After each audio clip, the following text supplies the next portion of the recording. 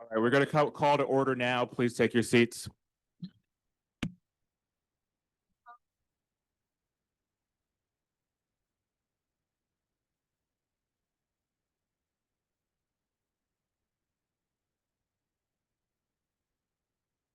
All right, Justin, let's do the roll call and instructions. Great, thank you, Chair. Commissioner Bradshaw. Commissioner Cruz.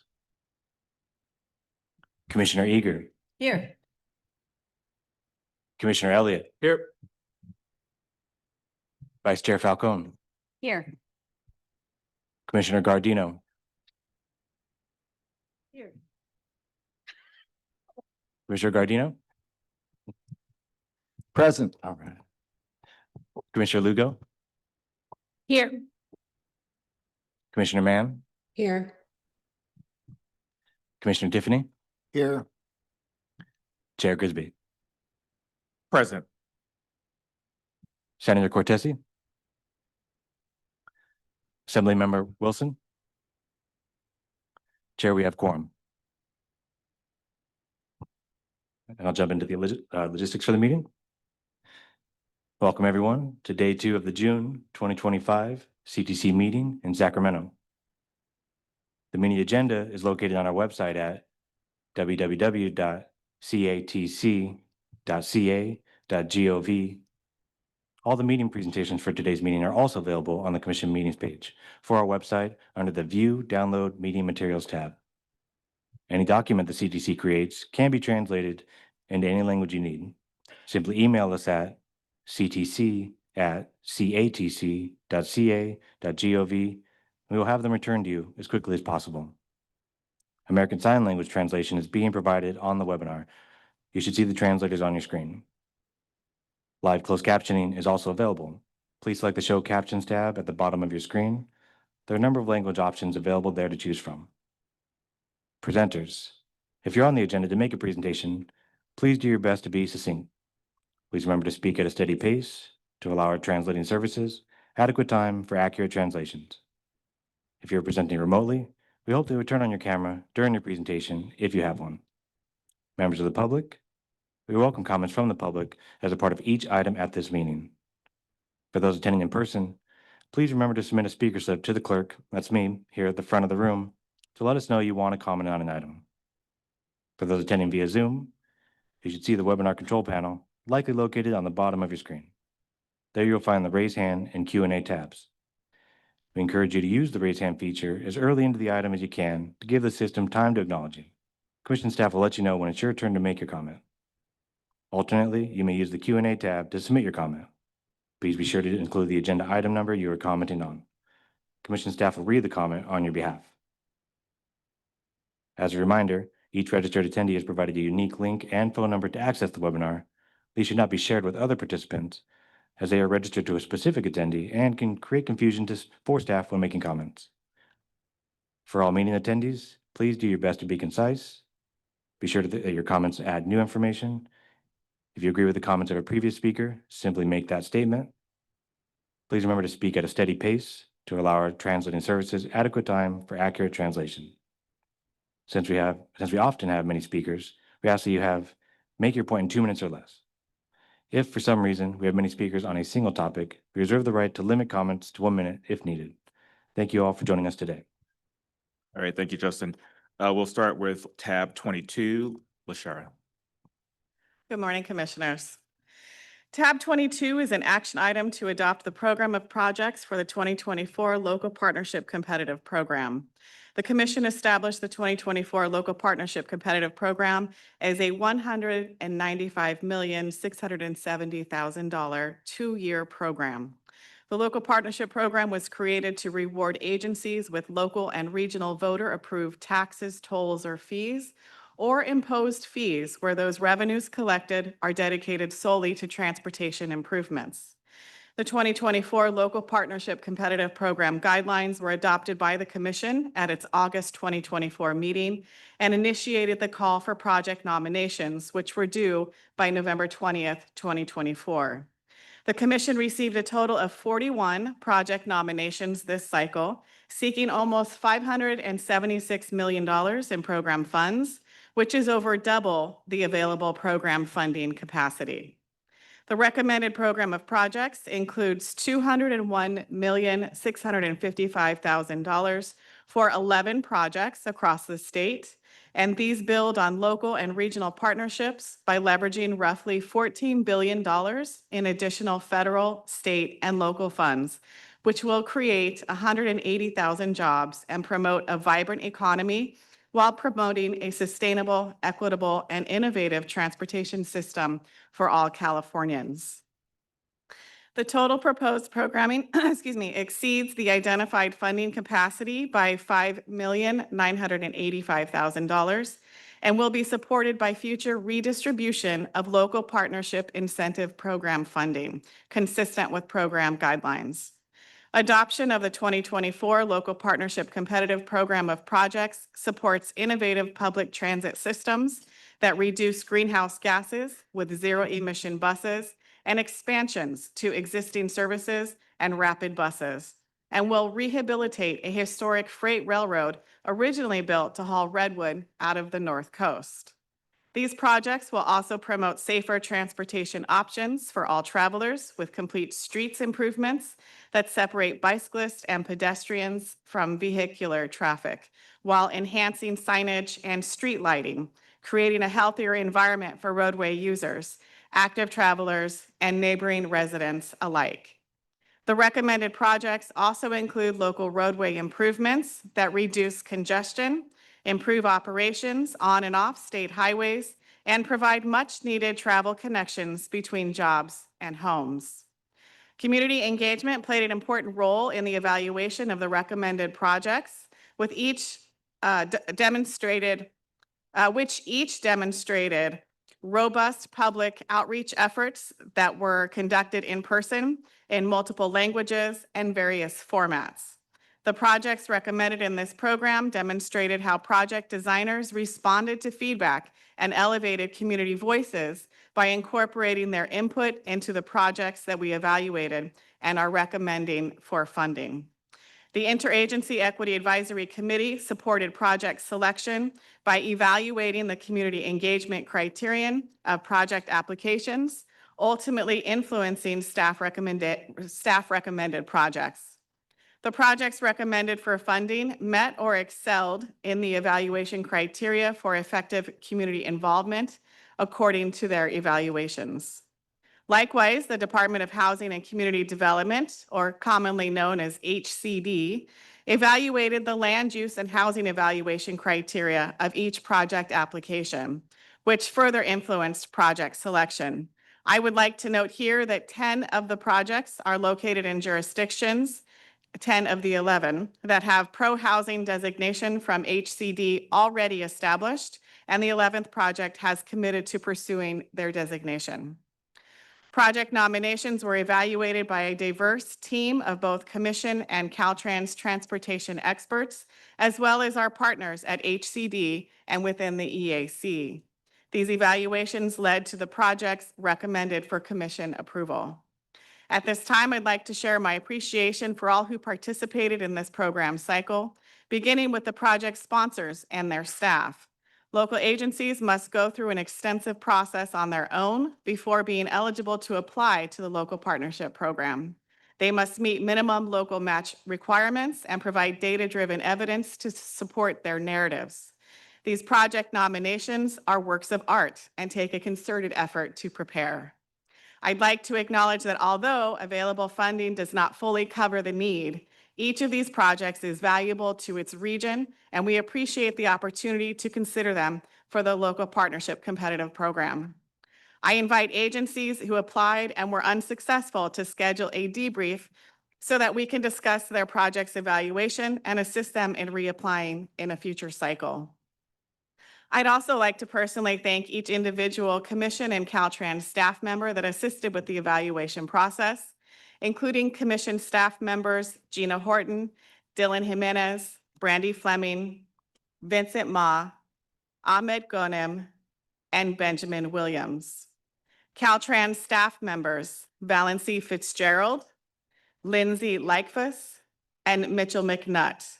And a special thank you to my team leaders, Kayla Giese, who manages the local partnership formulaic program here at the Commission and is my faithful backup on the competitive program, and Sharon Bertozzi, who manages the local partnership program for Caltrans.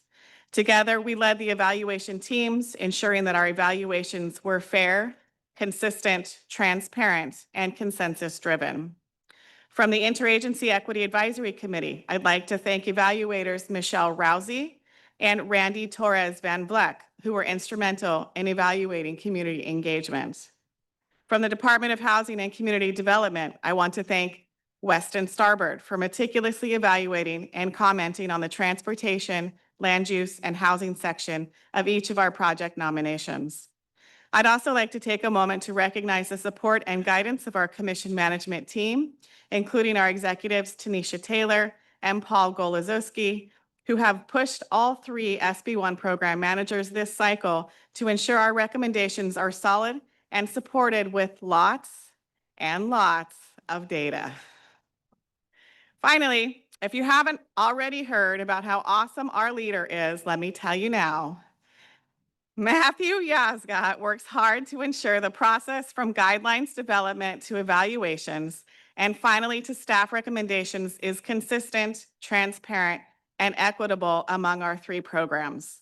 He is what we call a working manager and can be found right alongside us, calculating statistics or reaching out to stakeholders.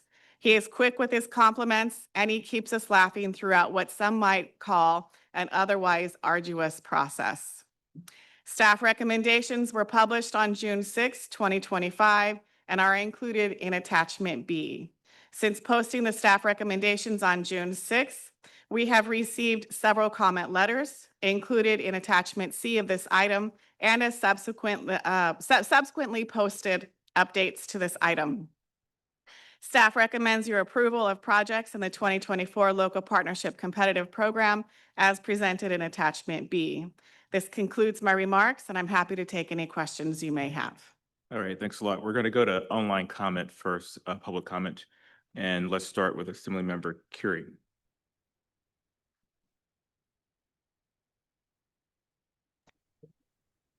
Good morning, esteemed members of the California Transportation Commission. My name is Sabria Terry, and I am a field representative with Majority Leader Cecilia Aguiar Curry's office. I am here today on behalf of the Majority Leader in support of the City of Sacramento's request for funding for the I Street Bridge Replacement Project through the 2024 Local Partnership Program Competitive Grant. The Majority Leader has long supported this project and has provided letters to the CTC expressing her support. As a key regional priority for the Sacramento Area Council of Governments, this transformational project will build a new iconic bridge over the Sacramento River and will provide a crossing that can serve all modes of travel, including options that lack within the current and existing 113-year-old I Street Bridge. This project will provide a critical infrastructure to serve new infill development, improve access for disadvantaged and low-income communities, and support sustainable transportation options that reduce greenhouse gas emissions. Additionally, the bridge will serve as an essential route for safe evacuations, strengthening public safety. The cities of Sacramento and West Sacramento have been working on this project for several years. Caltrans has pledged $250 million in federal highway bridge program funding towards the bridge's construction. With the LPP funding that is being requested, the project will have sufficient funding. This will result in significant long-term economic benefits to the region and hundreds of construction jobs over the next several years. On behalf of Majority Leader Aguiar Curry, thank you for your time and for your consideration. Thank you. We'll proceed with the rest of the online comment. Thanks. Thank you. Next, I'd like to call on Paul Hireling. Please unmute yourself to begin your comment.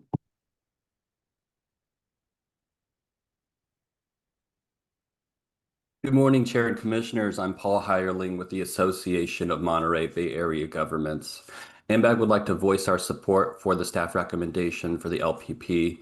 These projects reflect a prudent set of multimodal transportation investments which enhance safety while advancing the state's climate, resiliency, and equity goals.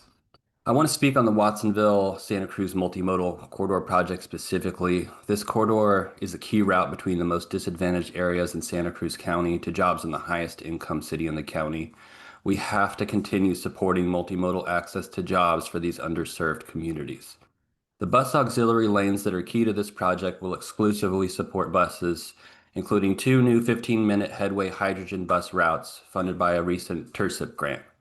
These buses will be used by new residents at approximately 40 new affordable housing units above the Watsonville Transit Center, a project partially funded by HCD. The Metro project is also implementing CARB regulations for zero-emission fleets. So the Watsonville-Santa Cruz Multimodal Project is not only key for the community, it's a case study in state agency coordination on transitioning a high-traffic corridor to a more sustainable multimodal model. We commend the Commission and its staff for their commitment to a data-driven process that aligns with California's broader imperatives for a cleaner, resilient, and more sustainable transportation future. That concludes my comments. Thank you. Next, I'd like to call on David Tran. Please unmute yourself to begin your comment. Good morning, Commissioners. David Tran speaking on behalf of San Jose Mayor Matt Mahan. I am here to reiterate Mayor Mahan's strong support yesterday for item 22, which will allocate critical funding for BART to Silicon Valley Phase 2. Thank you, Chair, Commissioners, and staff for your partnership. We would also like to give special thanks to Commissioner Carl Guardino for his leadership, as well as Senator Dave Cortese. San Jose is preparing for significant population and economic growth in the decades to come.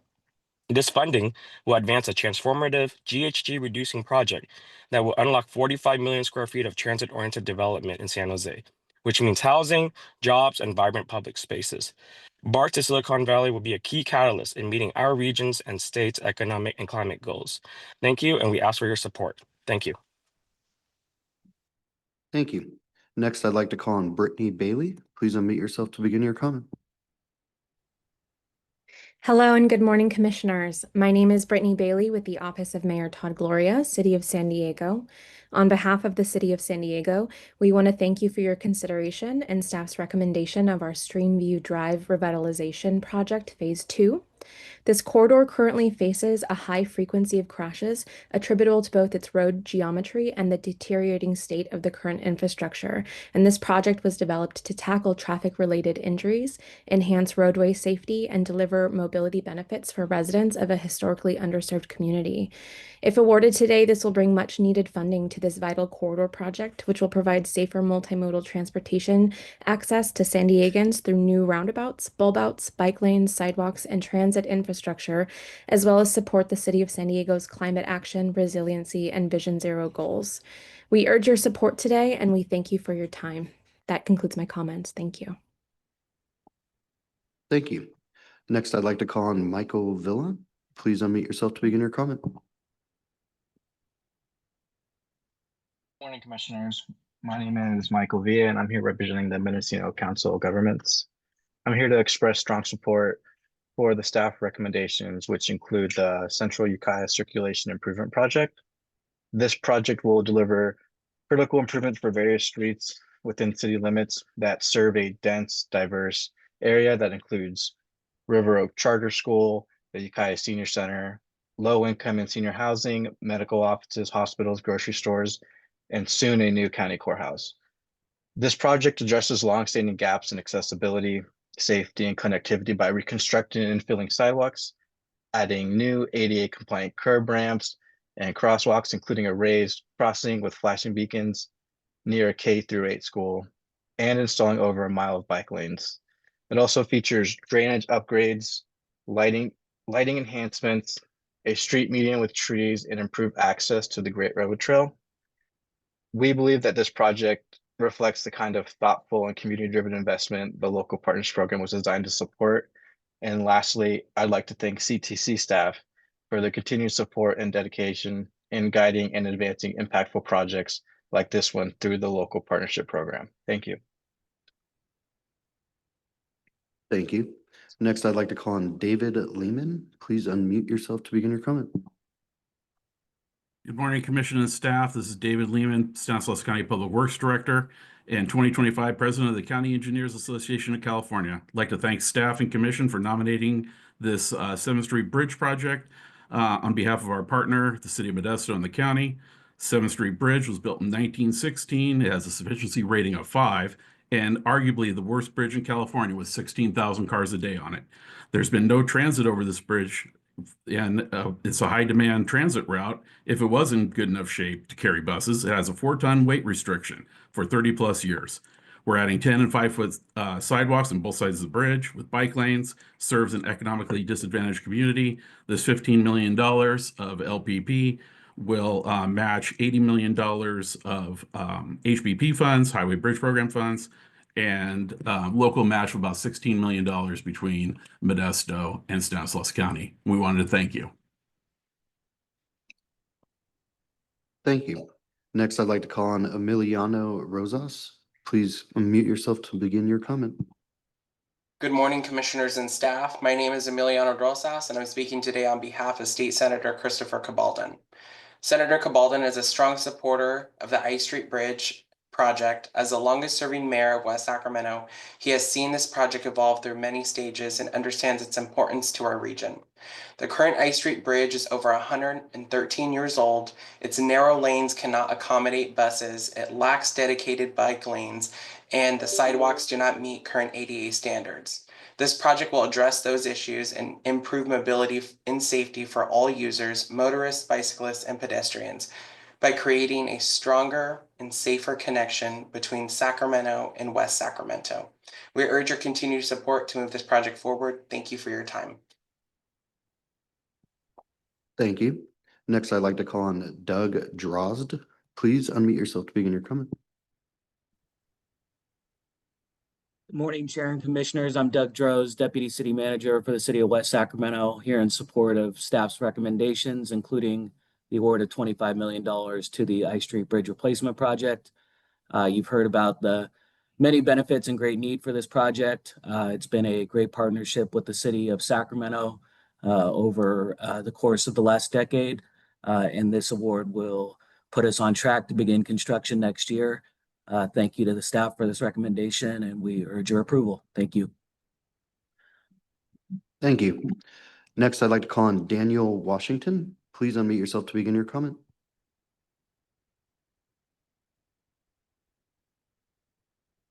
Good morning, Board Chair, Commissioners, and staff. My name is Daniel Washington, District Director for State Senator Angelique Ashby, and I'm speaking on behalf of the Senator in strong support of the $25 million in SB1 Local Partnership Program funding for the I Street Bridge Replacement Project.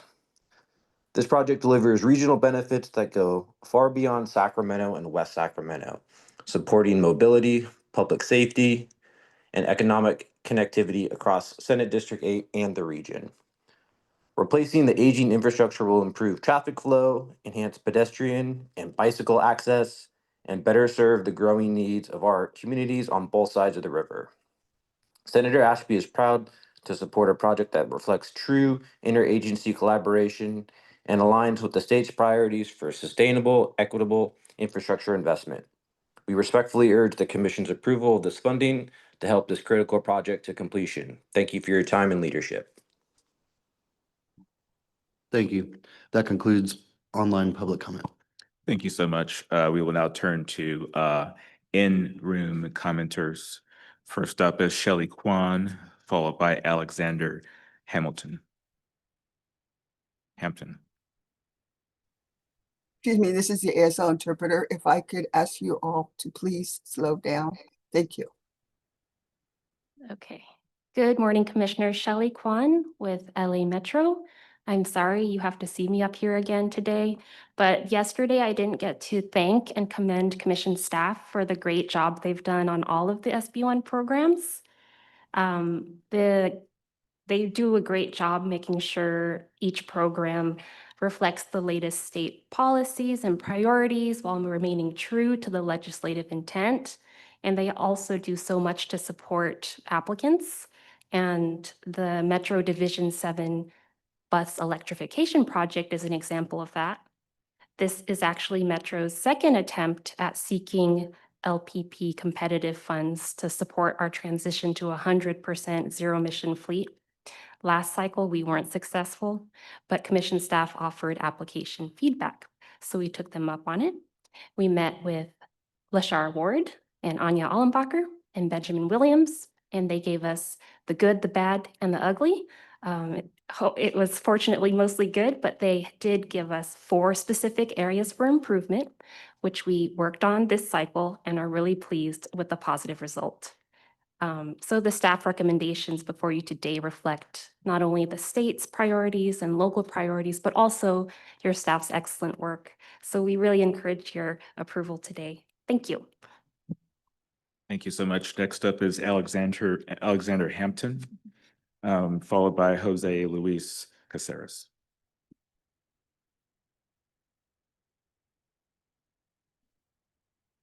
I'm not seeing Alexander Hamilton, I guess. So next up would be Jose Casidas.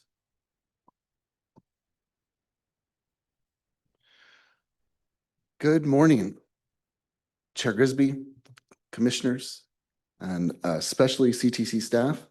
I'm here to thank the commission and also speak on behalf of our project. Before I get too far into it, Lashara Ward has been nothing but helpful. She is an excellent staff member, and sometimes I call just to see how she's doing. We support the recommendation for the Competitive Local Partnership Program. I should probably introduce myself. I'm Jose Luis Caceres. I'm the Director of Programming and Program Delivery for the Stanislaus Council of Governments.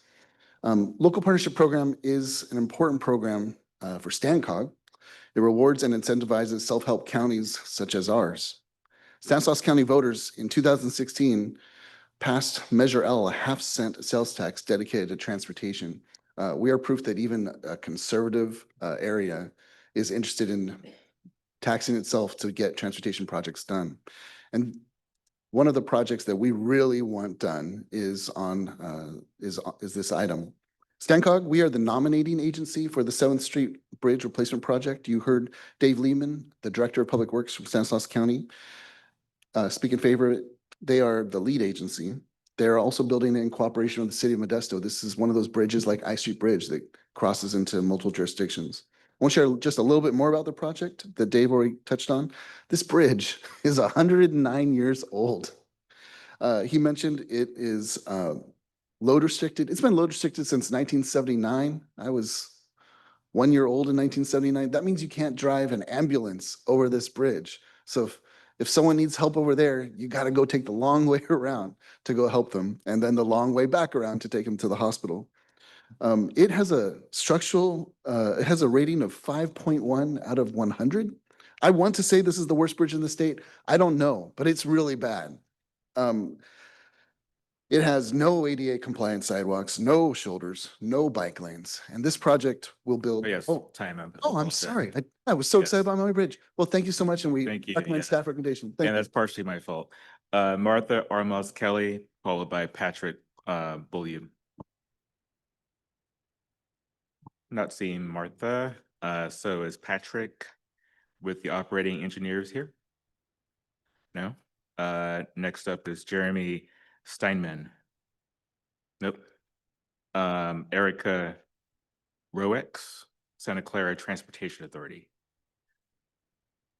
Followed by Sarkis Kashek.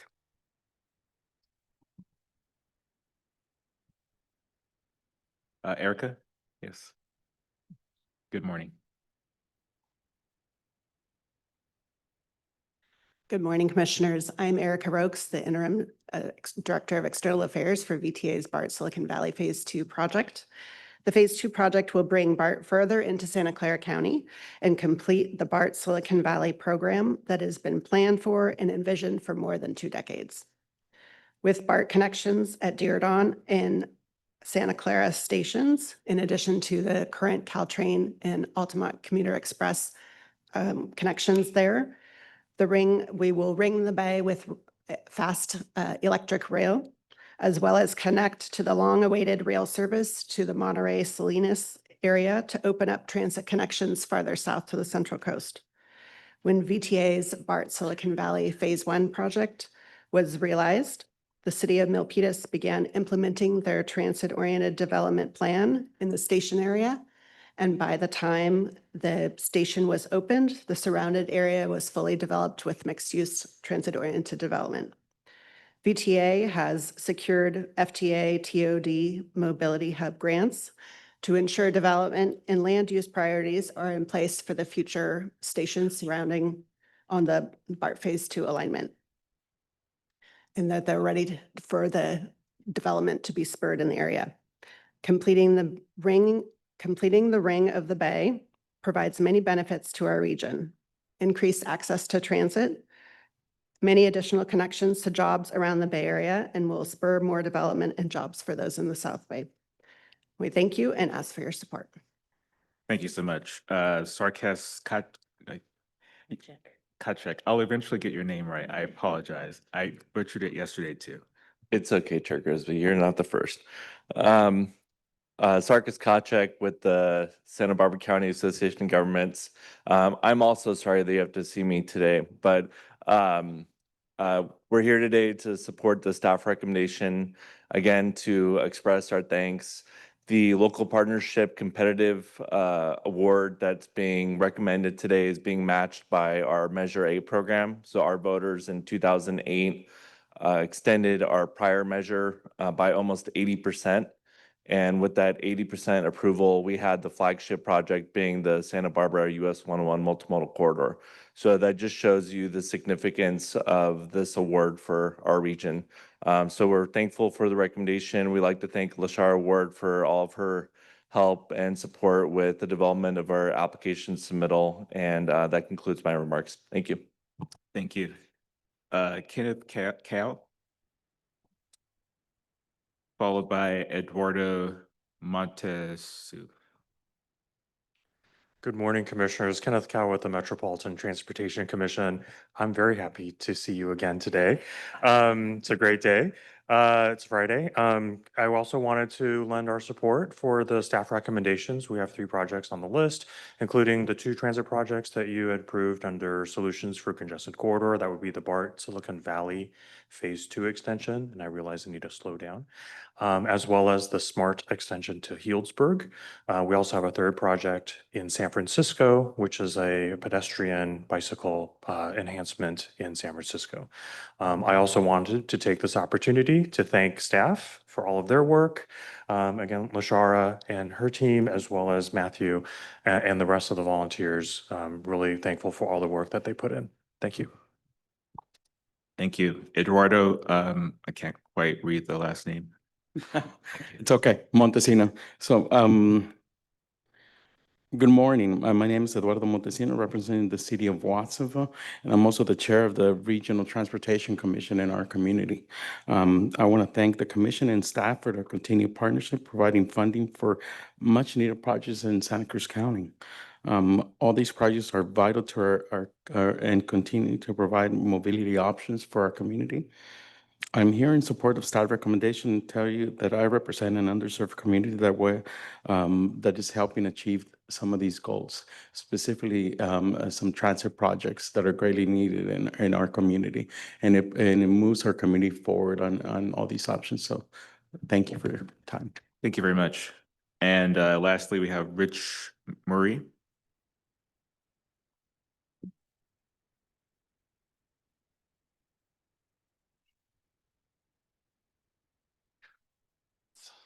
That's a tough act to. Oh, wow. Please. Good morning, Commissioners. Rich Murphy on behalf of the San Luis Obispo Council of Governments. Just here to congratulate our partners in the Central Coast region. We have the Central Coast Coalition, as you all know. Sarkis, I want to just acknowledge your leadership at the Central Coast Coalition and all that you've accomplished. It's phenomenal and remarkable. And I do hope that there's a groundbreaking party of some sort that you'd invite all your partners, agencies on the Central Coast to, and of course, as Santa Cruz as well. We're an aspiring self-help county. We do not have a sales tax, so we do not have a fight in this particular program, no applications submitted. We are committed to daylighting to our board in February, our proposed expenditure plan for a November 2026 consideration. 10 years ago, we made an effort and missed our 66.7 by 464 votes. So we see the value of this program, this competitive program. We have some lessons that we learned from the prior actions that you took yesterday. We did have a couple of projects with District 5 in the city of Paso Robles, but we know that competitive funding coming out of the local partnership program is key to have success. We look to debrief with your staff on our applications and come back in cycle 5, hopefully with both a sales tax initiative passed and with better applications to have some greater success. But thank you for all that you've done for San Luis Obispo in the past under cycle 3, and we're back in 2 years. See you then. Thank you. I understand we have people online again, so let's go back to online commenters. Thank you. I'd like to call on Eric Henshaw. Please unmute yourself to begin your comment. Thank you. My name is Eric Henshaw. I'm the Deputy Chief of Staff for Congressman Sam Liccardo, and I'm here on his behalf in support of the staff recommendation, particularly for the VTA's BART to Silicon Valley Phase 2 extension project. This is more than a local project. It's a generational investment in a more equitable and connected California. This project directly addresses systemic transportation inequities by connecting underserved neighborhoods to high-value destinations like job centers, educational institutions, and medical facilities across the entire Bay Area. California has already invested nearly $7 billion in state and local funds, and these commitments unlocked more than $5.1 billion in federal funding. This project represents one of the most powerful state, federal, local partnerships in the country, and it will support 75,000 jobs, contribute more than $6.3 billion to California's gross state product, and boost statewide economic resilience for decades. It's the kind of large-scale investment that fulfills our climate, equity, and infrastructure goals simultaneously. So on behalf of Congressman Liccardo, thank you for the inclusion of this funding in the staff recommendation. Thank you.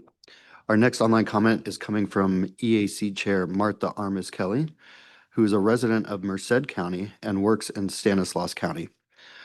She is in support of this project as it will alleviate congestion and hopes that there will be transmodal consideration. Thank you. Thank you so much. Now we will return to actually come back to the dais.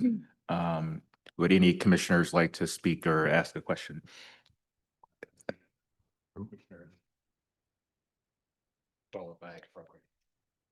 Thank you, Chair Grisby.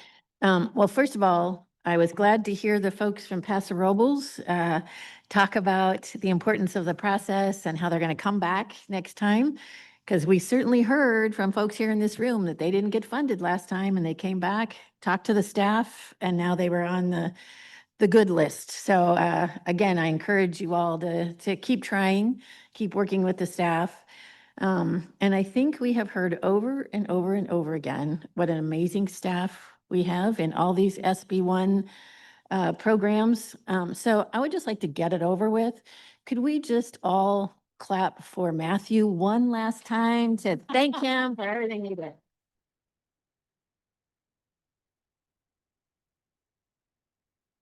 Thank you. All right, thank you very much. Now on to Commissioner Guardino. Thank you, Chairman Grisby. Past Chair Eager said many of the same things I will say, so I won't repeat too much. But the team that Tanisha has built, that Matthew has built and leads, have just done a phenomenal job for our state. And the theme that I continue to hear is that we are so thoughtful about partnerships for progress. The fact that folks have come back, iterated with our team, engaged in the guideline process, learned from potential shortcomings in how they have presented their projects or to fine-tune their projects in the future, and then come back with those in a place to successfully compete for this very, very competitive program. So kudos to our team and to all of our stakeholder partners, public, private, and nonprofit. And if it pleases the chair, I would be honored to make a motion that we adopt and support wholeheartedly staff's recommendation. All right, I'm going to turn to Director Taylor. Thank you. I just wanted to take a minute to thank the commission and our stakeholders for the kind words that you've said about our team. It really is a testament, not to my work, but to their work and how dedicated they are to the state of California. And I just want to thank them myself as well. And we have another program adoption with Lori and Anya coming up as well. And they've done equally amazing work. And so I want to recognize them as well. Excellent. Thank you to our staff. So we have a motion by Carl Gardino. Is there a second? Oh, Quick. okay. Sorry, I Vice want to, Chair yeah. Falcone. First of all, just want to send kudos to the city of San Diego for bringing forth this Dream View Drive revitalization project. I have actually traveled that corridor, and I've always thought it was a hazard.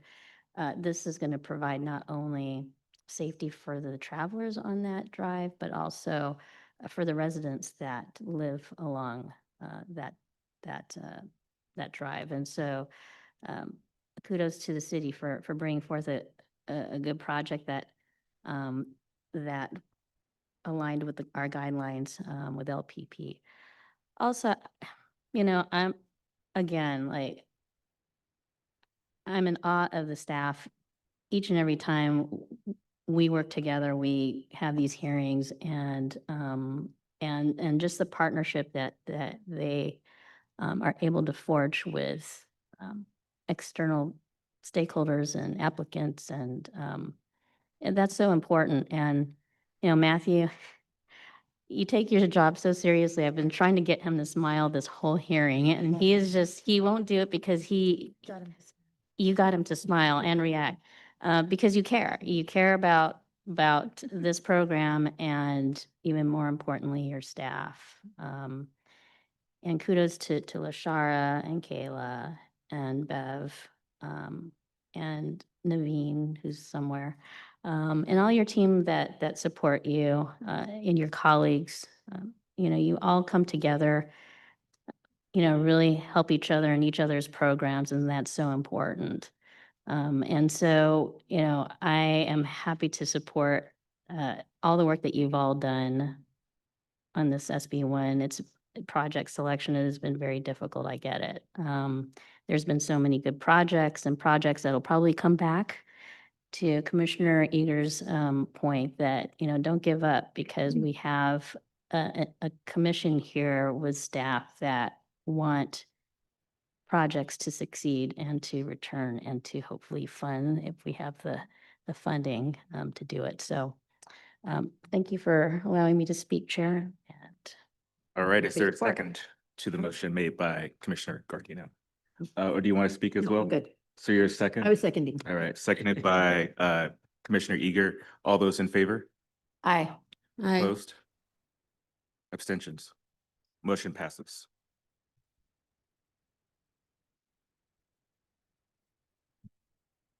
Now we're on to item 23. Anya. Good morning, Commissioners. Tab 23 is an action item to adopt the 2025 Active Transportation Program Metropolitan Planning Organization component. The 2025 Active Transportation Program is a 4-year, $168,700,000 program, of which 40% of funding is distributed to projects selected through a regional competitive process.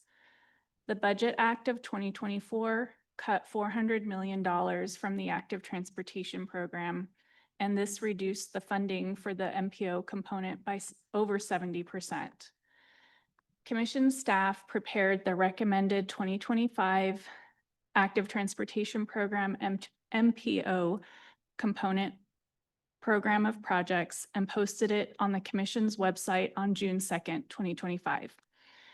Commission staff recommends funding 34 projects for a total of $61,344,000 for 7 metropolitan planning organizations. Combined, the total project costs are over $476 million. 32 projects comprising 90% of the funding benefit disadvantaged communities, and 19 projects will create safe routes to schools. I would like to thank MPO staff for their continued partnership with the ATP. And I'd like to express my gratitude for my team who were integral in putting this recommendation together, Alika Chingizi and Jaden Gales. I'd also like to recognize Emma Maloney from Caltrans Local Assistance for her assistance through the with the MPO component.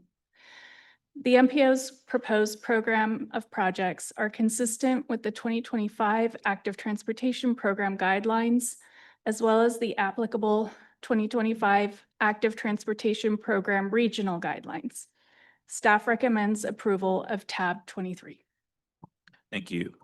We can now turn to public comment. Is there any public comment on this item?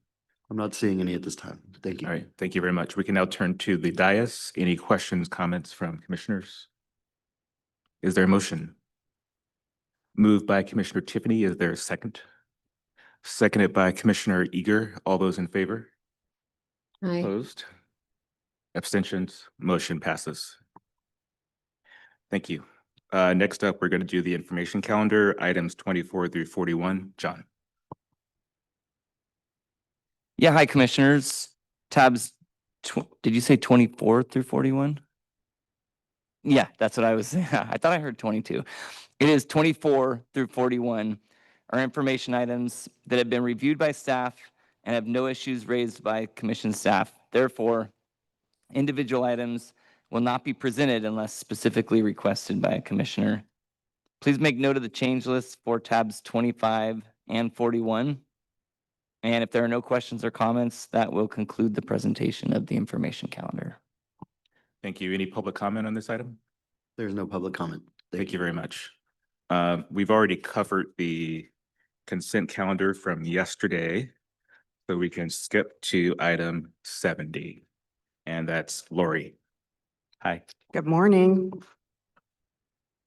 Commissioners, tab 70 is an action item to consider adoption of the interim timely use of funds policy for the 2024 and 2025 Southern California fires. As we all know, the devastating wildfires that impacted Southern California late last year and early this year, including the Line, Bridge, Airport, Palisades, Eaton, Hearst, Lydia, Sunset, Woodley, and Hughes fires have caused project delays, some of which are still unknown. This policy, which is included with the book item as attachment A, will provide additional time to the Commission's timely use of funds for project delivery. The policy applies to the counties of San Bernardino, Orange, Riverside, Los Angeles, and Ventura counties. These are the counties for which various states of emergencies were issued. The programs that the policy applies to are the Active Transportation Program, the Local Partnership Program, the Solutions for Congested Corridors Program, and the Trade Corridors Enhancement Program. The policy's provisions will remain in effect through completion for all projects that have received approved extensions under the interim policy. However, Commission staff will evaluate the continued need for this policy on a quarterly basis. Attachment A details the provisions of the interim timely use of funds policy, but in summary, effective immediately, the deadline to request an allocation for projects impacted by the fires and programmed in fiscal year 24-25 is extended to the December 2025 Commission meeting. This deadline for allocation is automatically extended. Number two, the period to award a construction contract is extended from 6 months to 12 months. This extension is retroactive and includes allocations approved at the January, March, May, and June 2025 commission meetings.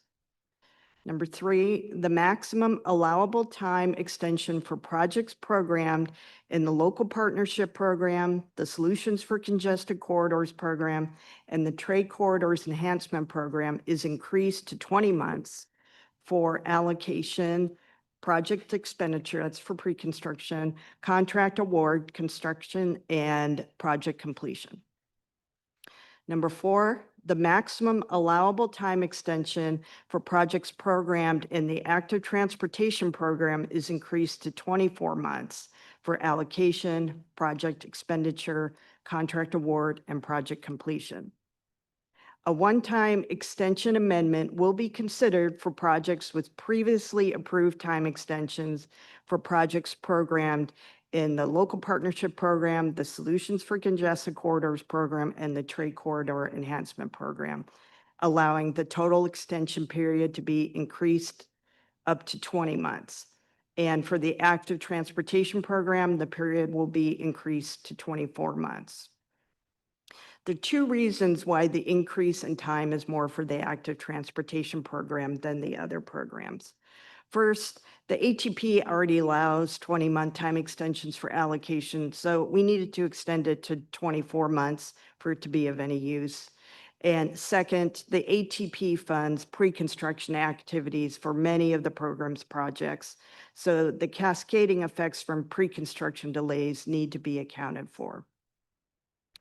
In addition to those provisions, the commission staff will consider case-by-case issues that come up on projects that may need more time outside of what we're allowing for in this policy.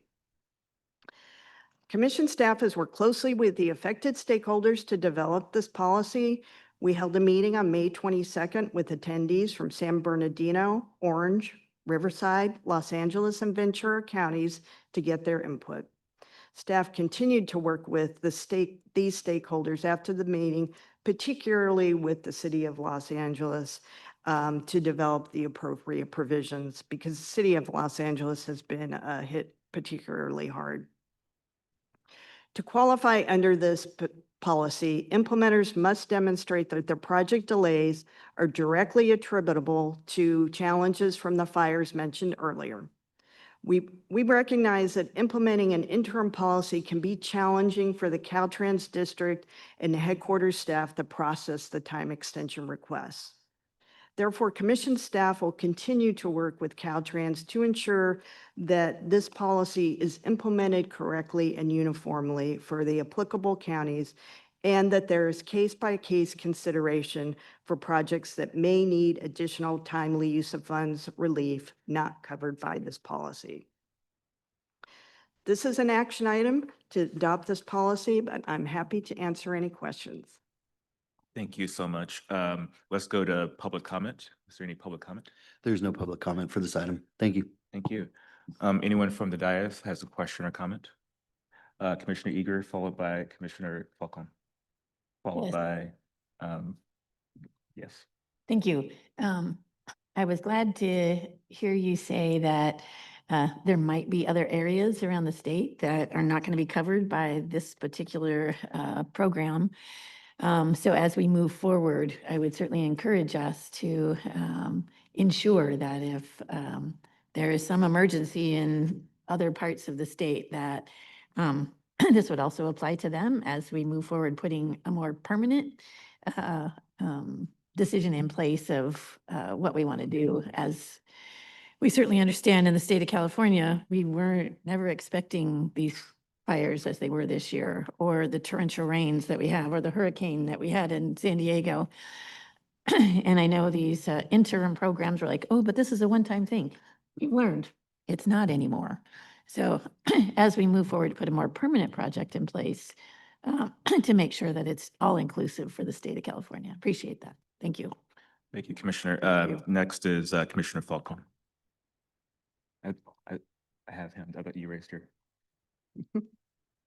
Thanks very much. Just a question and a comment. The question, and I'm sorry, I was out for the first couple minutes of the presentation, so if you address this, I apologize. I saw in the memo that I was reading before that STIP is statutorily defined, so we can't do. Is there anything that we want to recommend to the legislature they do on STIP projects, or is there just not an issue there? And then I have a comment after that question. There could be an issue, but I don't know. Tanisha might have to ask you that if we'd want to do that. I think this goes to Lori's point of on the case-by-case basis. And so if we are finding that there are STIP issues, we certainly would recommend a legislative fix, whether it be through trailer bill language or something else, to try to solve the same problem that we're solving for the TSEP and LPP and SCCP programs and ATP. We would try to have that same kind of solution for the STIP as well. That's all fine and good, and I don't need to go down a rabbit hole here, but I saw that you have to do that change in the fiscal, and so that ends in 3 days. So yeah, so anyway, that was the only reason. I just, it would be worth, I know there's a lot of legislative enthusiasm for helping Los Angeles recover, and to the extent that this is something that just has been overlooked at the moment, if we could just take a look at that, I think we'd find partners in the legislature on that. Yeah, we did try to assess the issues beforehand, and the biggest impact was to the active transportation program, to be honest. We didn't see a lot of STIP impacts, but yeah, we can. I'll add something. My team is amazing, and they text me in real time. So our legislative team has been working on that language, should it be needed as well. Okay. Thanks. That actually is the balance of what I was hoping to ask. So thank you very much. Thank you. Commissioner Mann. Thank you so much. Well, first, I just wanted to give a blanket thank you to the team for all of their work, for the work yesterday, for the work today, for the work that's yet to come. I know it was a lot putting together this particular book. So just really appreciate all of the thoughtfulness that went into all of these items. And then also for this one, thank you for the thoughtfulness in coming up with a policy to be able to address these concerns, so that as the city of LA or city of Pasadena and others are moving forward, they know that at least they have some breathing room in terms of these particular pieces of work. I also just wanted to kind of, I guess, say ditto to Commissioner Eager's point in terms of how we address this in the future, and taking these lessons learned with the Eaton and Palisades fire in particular. Learning from Paradise has been really, really helpful. And so as we now learn from these new fires and other new things that are going to come into the future, I'm sure and that the team is already thinking about, like, what does that book of policies look like moving forward as we look at these kind of like climate disasters in our state's future. But I do want to thank everyone for kind of starting this process as we're looking at these policies, because it is helpful to have, I'm sure for so many entities, have a little bit of breathing room as they're working on these other big issues of how to rebuild communities. So thank you. Thank you, Commissioner. Any other commissioner question or comment? Commissioner Falcone. Thank you, Mr. Chair. Actually, most of what I was going to say was already said by Commissioner Eager and Commissioner Mann. So thank you. I think it's really important that we look at, maybe, unfortunately, we should expect these occurrences to continue to happen. And so how do we create a consistent policy that allows nimbleness, that allows that these projects will continue without, that anxiety of we have to deal with what is in front of us, and how do we continue, to move progressively on with projects. And so thank you for putting these workshops together and inviting affected stakeholders. I think it is important to, expand that,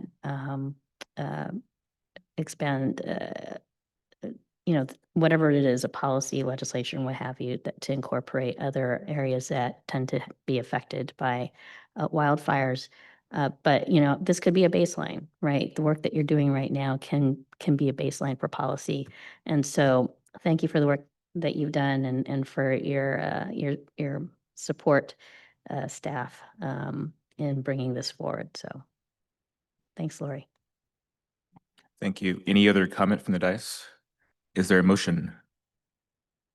So moved by Commissioner Eager. Is there a second? Seconded by Commissioner Tiffany. All those in favor? Aye. Opposed? Abstentions? Motion passes. Now on to item 71. Sheila. Thank you. Good morning, Commissioners. I'll be presenting tab 71, which is an information item. Today's presentation will provide an overview of Assembly Bill 744, highlighting its key objectives, the engagement efforts to date, and the insights derived from those activities. Additionally, I'll present a summary of the 3 proposed options that the Commission has identified based on feedback received. Next slide, please. Assembly Bill 744, further referred to as AB 744, was enacted in 2023, and it directs the Commission to develop a proposal to procure and implement advanced data modeling and analytic software tools that will support California's sustainable transportation and climate objectives. The key objectives for AB 744 are outlined in this slide, and they are to assist existing data modeling and analytic software tools, to identify data needs of local, regional, and state agencies, to propose a path forward through the development of a process that is intended to bridge existing gaps. Next slide, please. Commission staff conducted a multi-method approach to stakeholder engagement, which included virtual meetings, multiple surveys, and 3 workshops, with the 4th workshop tentatively planned for July. Our stakeholders included metropolitan planning organizations, regional transportation planning agencies, members of the Rural County Task Force, vendors, and other state DOTs, and subject matter experts from a diverse group of agencies specializing in transportation planning, housing policy, environmental justice, and data analysis, each bringing critical perspectives to help shape our understanding of the bill's implications and the needs associated with its requirements. The timeline on the slide shows our activities over the past 20 months. And just a reminder, our engagement efforts will continue into July when we host a 4th stakeholder workshop. Next slide, please. As mentioned earlier, a key objective of AB 744 is to evaluate the current landscape of tools being utilized, as well as agency needs specific to implementation of data tools. Engagement insights for data outputs, where the top 3 reported transportation data outputs are currently travel time, vehicle miles traveled, and safety. For data tools, GIS tools such as Esri, ArcGIS, and QGIS were most widely used. Replica, NREX, and Streetlight were popular among metropolitan planning organizations for mobility analytics. And for specialized tools and analytic platforms, metropolitan planning organizations rely more on travel demand modeling tools like Bentley Cube or Transcad, and state agencies use tools such as Google Earth Engine and RStudio for environmental analysis and spatial data integration. It's important to note that the tools referenced were identified through stakeholder engagement and represent only a small sample of existing tools. For additional examples mentioned during this process, please refer to Appendix B within the draft proposal. Several common barriers to the adoption of data and modeling tools emerged across agencies. These challenges generally fell into a few categories: lack of technical expertise, limited staff resources, budget constraints, as well as a concern about data redundancy. In addition to technical challenges, agencies emphasize financial constraints and procurement challenges, particularly among smaller organizations. Next slide, please. Now to the fun stuff. So, informed by input gathered through our engagement efforts, we'll review the draft implementation options. So, implementation option number 1 is an agency-led procurement option where competitive funding is administered to allow individual access. A state agency could administer a competitive grant program, awarding funds to agencies for the procurement of data and modeling tools independently. The agency could also explore creating a mechanism that allows multiple agencies to apply as a consortium, which would foster cost sharing and more equitable access to advanced tools. This option offers the benefit of flexibility, allowing agencies to select tools that best align with their specific needs and priorities. Please refer to the proposal posted on the Commission's website as it outlines various benefits and challenges for each option. We encourage stakeholders to view the options and share which alternatives they prefer. Next slide, please. Implementation option number 2 provides a centralized access model in which a state agency could purchase software licenses in coordination with the Department of General Services and then allocate access to state, regional, and local agencies. And this option provides greater efficiency and purchasing power through centralized procurement, reducing administrative burden on individual agencies. Next slide, please. Implementation option 3 is a hybrid option that combines the benefits of a competitive funding program with the efficiency of centralized procurement. So under this option, the state agency would allocate funds to eligible agencies through a competitive process, allowing agencies the flexibility to procure data and modeling tools that best meet their specific needs. And this hybrid approach also balances local autonomy with state-level coordination and purchasing power, which makes tools more accessible. The designated state agency could also explore establishing a mechanism that allows multiple agencies to apply jointly as a consortium. Next slide, please. So in conclusion, the findings from stakeholder engagement revealed persistent gaps in data accessibility, funding support, and the standardization of tools and practices across the state. To address these challenges in alignment with the goals of AB 744, the Commission recommends supporting the hybrid of option 1 and 2, the competitive funding program and centralized procurement.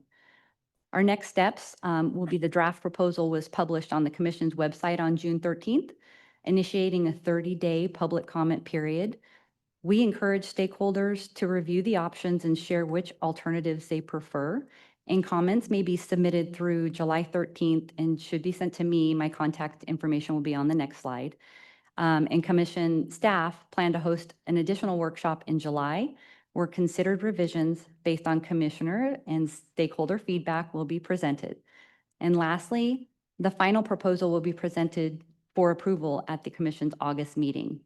Next slide, please. So this concludes my presentation. I'm happy to answer any questions. Thanks so much. Is there any public comment on this item? There's no public comment on this item. Thank you. Thank you. Any questions or comments from the dais? Lugo. Thank you, Chair. And thank you for the overview. Really appreciate it. I was wondering, has there been engagement with the Interagency Equity Advisory Council, or is there a plan for that as part of the background here, or just taking this forward to bring to them once it's approved, or just wondering about that? Great question. There is a plan after the proposal is approved. We have not as of yet. And I guess I'll just add, I do think there might be value in getting some feedback from them, because in the area of data and, what are the gaps, oftentimes community-based organizations on the ground have such a rich understanding of that, right? And so this is an opportunity, I think, to draw on what agencies might not know that they don't know. So yeah, I just want to highlight that as a good set of interlocutors that we've got in the process too. Thank you. Yeah, we can certainly do that. Thanks. Question, is there a tool to kind of screen for modal bias with some of the tools? Because some might say that some of those tools mentioned might have a modal bias. That I'm not sure of. Go ahead, Matthew. Yeah, thank you, Chair Grisby. I just want to take this moment to remind the commissioners that this is just a proposal for a potential program. So in terms of actually determining the data vendors that we might be utilizing, that is not the part of the process that we're under yet. So that type of feedback would be a perfect feedback for us when we get to that point. This proposal isn't going to list out particular products or vendors of products. And to Commissioner Lugo's question about involving the EAC, because this proposal is primarily around understanding what the local jurisdictions currently have access to. Involvement with the EAC was also planned at a later stage. Thank you. That's very helpful. Commissioner Falcone. Thank you. I did want to reinforce actually what Commissioner Lugo expressed. And so thank you, Matthew, for addressing that. I think I was having a conversation with, I think with Aaron Hoyt yesterday, given his comments during his, rural task force update, and the importance not only for the rurals, but even the smaller jurisdictions. I'm very fascinated with the consortium concept. And Sheila, can you kind of explain a little bit more how that could work to the best that you can? I know that you're still gathering feedback, but I'd like to hear a little bit more about how that would work. Specifically the consortium. Consortium, especially when you're dealing with, shared data and some of the proprietary nature of data sometimes, right? That's a So- great question. We have to figure all that out, I think, especially with the shared data. And Matthew, if you have anything to add too. I can add something, Shira. From my experience in the San Joaquin Valley, one of the things that often happens when you have a kind of consortium approach, it's in the contracting. And so the answer comes into how you contract with a data provider, and so that you can remove some of those proprietary. Now you pay for that, but you can remove some of those proprietary limitations so that you can share across the consortium. And Tanisha, if I might add, we've actually received some examples from some of our smaller jurisdictions who have utilized a consortium approach. So we want to take those examples and, as I mentioned, go from proposal to potential program, flesh that out in that process so that it's understood that if that approach was a successfully chosen approach, if they were to, as Tanisha mentioned, contract, it's built right in. Great. Any other comment from commissioners, questions? All right, thanks so much. Moving on to item 72, Kayla. Good morning, commissioners. First off, before I introduce this item, I wanted to introduce myself. I'm a new staff member with CTC. I did join you at your May commission meeting. My name is Kayla McDonnell, also known as Kayla number 2. I hope I live up to the name.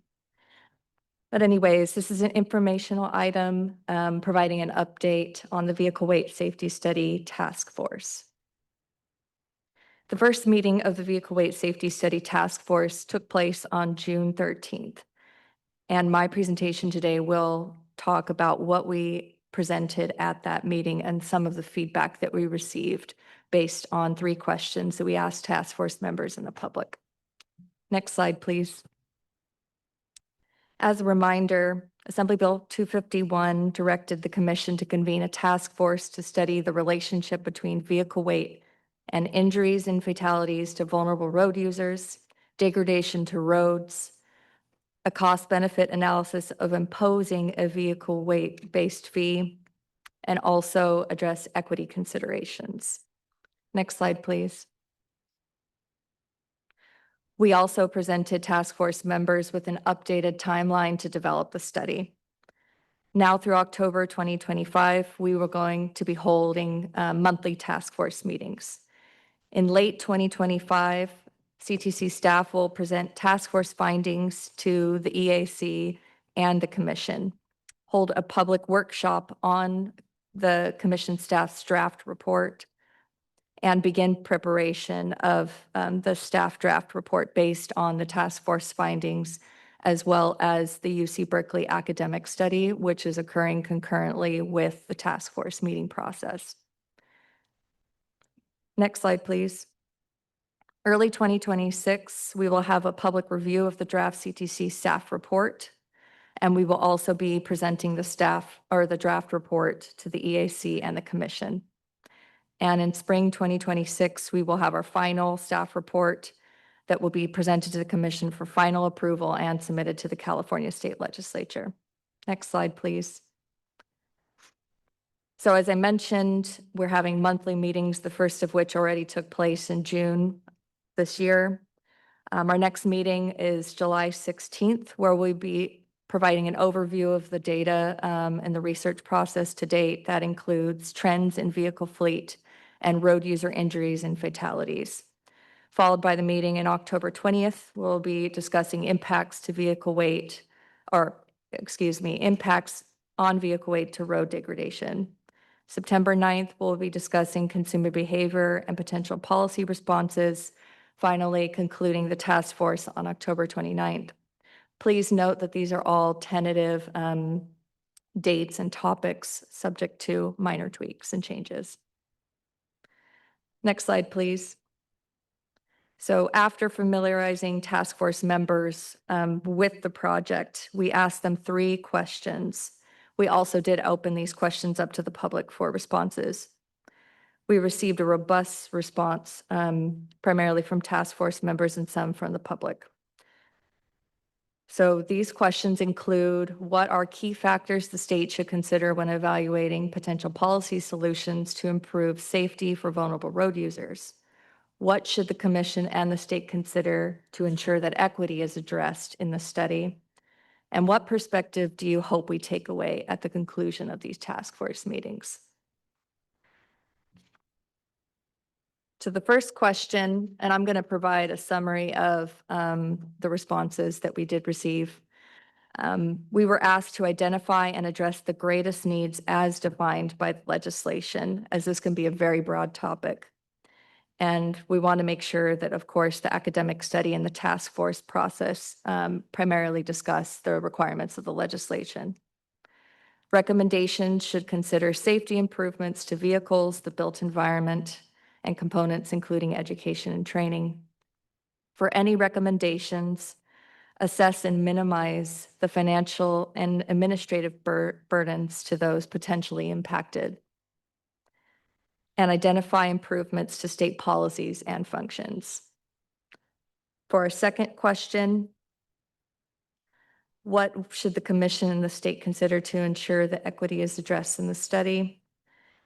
We heard equity should be central to academic research, the task force meetings, and recommendations to the commission staff report. Equity should also include those who stand to be disproportionately impacted by a vehicle weight fee, who you would not typically consider, such as contractors, large families, and others. And the study should evaluate all types of vehicles, such as, but not limited to, electric vehicles and autonomous vehicles. And for the final question, what perspectives do you hope we take away at the conclusion of this task force process? Acknowledgement that the causes of collisions are complex, more than just vehicle weight. Make the built environment safer for vulnerable road users and not just the efficient use of automobiles. Roadway degradation is costly and largely falls on cities and counties to maintain them, and also to hold drivers to a greater level of responsibility, especially those who are driving a larger vehicle. And I believe I might have skipped a few slides, but we can go to the end of the presentation slides. With that concludes my presentation. Thank you. Thank you and welcome. Any public comment? There's no public comment for this item. Thank you. Thank you. Commissioner Eager. Yes, thank you, Chair. Welcome aboard, Kayla. Kayla number 2. So can you remind me about the makeup of the task force? Who's on it? What organizations or industry do they represent? And how were they selected for the task force? Thank you. So In December 2024, the commission approved the task force membership list, and that was before my time. We might have members of the audience who could possibly speak to how exactly they were selected, but I will just quickly read the list. We have organizations which we do allow to swap out members. So it's specifically an organization-based task force list. So that's the California Office of Traffic Safety, the California Department of Motor Vehicles, California Highway Patrol, California City Transportation Initiative, California State Association of Counties, Alliance for Automotive Innovation, California New Car Dealers Association, AAA, Streets for All, AARP, or American Association of Retired Persons, Active San Gabriel Valley, National Federation of the Blind of California, Safe Streets Research, California Farm Bureau, and United Contractors. And I also note that a number of those are also mandated in the legislation that they be included in the task force. Thank you. Commissioner Tiffany. Thank you, Chair, and welcome, Kayla. Thank you for your presentation. And you do have quite a good list of people to give input. I think this is a very important study as we transition to electric vehicles, which is certainly a very positive thing. One of the potential downsides is that we know electric vehicles are much heavier with batteries. And in particularly, I think concerning is how it impacts, as you point out, their lower income areas. Many of those people are not going to be transitioning to electric vehicles anytime soon, frankly, because of costs. And we have to take into account that many of them are going to continue to drive used vehicles and for many years. And so they will be at a disadvantage in terms of weight. And so I think this is a very important study, not only in terms of how it impacts our roads, but I also wanted to specifically ask, and it may be in there, but it's not spelled out. It talks about how these heavier vehicles impact bicycle and walkers and other people that are using the roadways, but I see no mention of how they impact other vehicle collisions. So when you have a heavier vehicle that is in a collision with a lighter vehicle, a used vehicle probably in many cases, there's going to be a significant impact in that area too. And anyway, I don't see mention of that, but I do think that's, as it's being analyzed, that is something that needs to be looked at. We've seen that even before electric vehicles in the industry. We've seen that with as we move to more and more heavier trucks and SUVs, which has been a transition that we've seen in the auto industry over the years. We've certainly seen smaller vehicles, lighter vehicles obviously are at a big disadvantage. And we're going to, that's also the case now that we transition electric vehicles. So I just want to be sure that is factored in and considered as well. Although, like you say, it's very complicated as you look at this data. Anyway, I don't know if is that going to be addressed or has been considered? Yeah. So this particular study is to look at the impact of vehicle weight and other factors on vulnerable road users. I know that at least so far in the data that vehicle-to-vehicle collisions is something that has been extensively researched, and I believe it is part of the background that is included in this research, but it's not a prominent part of this research. But that's definitely something we can look into. And yeah, just something to consider. Thank you for your presentation. Thank you. Thank you. Commissioner Mann.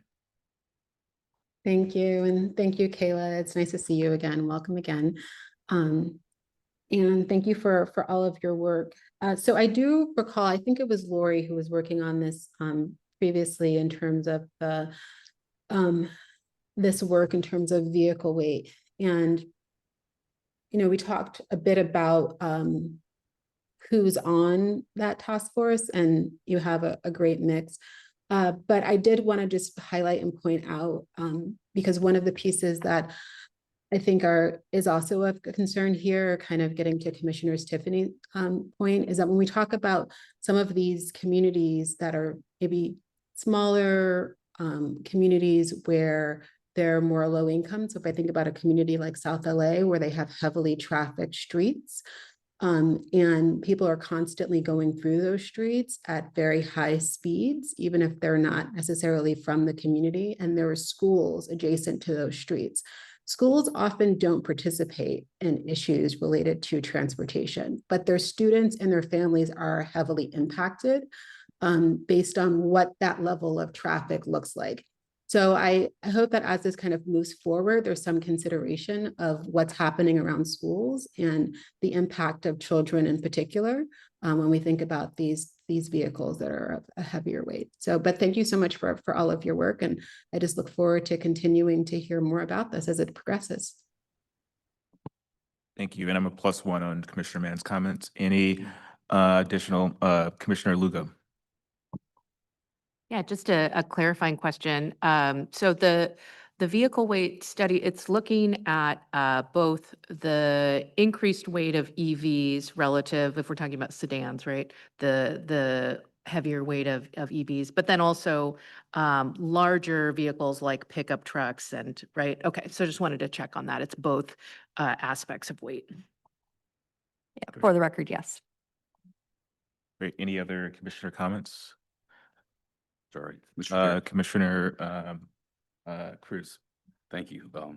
Just to follow up to maybe Commissioner Tiffany's question, as we look at weight in vehicles, especially as more EVs, we transition to more EVs, zero emissions, and also trucks for that matter, is there going to be an assessment on maybe the weight fee as far as looking at possible weight fees to sort of fill the gap on the gas tax, diminishing source of revenue there? Do you know, part of this study? We will be including, like I mentioned, zero emission vehicles and looking at that weight and presenting that information at probably the next, or if not the subsequent task force meeting. But as it relates to the gas tax and addressing any funding shortfalls, yeah, we're looking at policy recommendations and funding recommendations at the conclusion of this study next year. So we'll see how the task force process and the research plays out, and see what they point to that we should include in our final recommendations. Any other commissioner comments? Okay, Commissioner Tiffany. Just to follow up to that last question, your response, will you be interacting with there's also a task force looking at as we transition, as fuel price, fuel consumption goes down with electric vehicles. There's a committee that's looking at that in doing a study as far as how we address that. It seems to me that your findings should be a part of the input that they're looking at, because certainly doesn't make sense to do that separately. Anyway, just a thought. Yeah, we can look further into that. Thank you. And I'll just add to Kayla. One of the things we do here at the commission with every study we do, every process we do, is we share that information with all relevant stakeholders, and in this case, the legislature as well, to inform those processes. Because when we look at how the gas tax is replaced, it's going to be it's likely going to be several mechanisms like SB1. And so as that conversation continues to move through the legislature and solutions are identified by the legislature, we'll definitely provide technical assistance on the things that we've learned from our study, so that information is not lost in that process. All right, thank you. Any other commissioner comment? Hearing none, we're going to take a 15-minute break at this time. Thank you.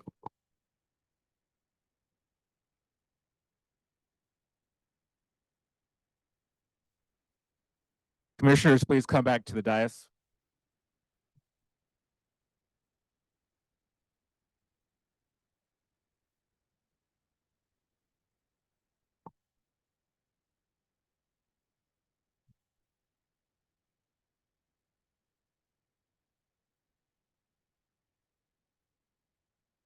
All right, we will start with item 73. Tim.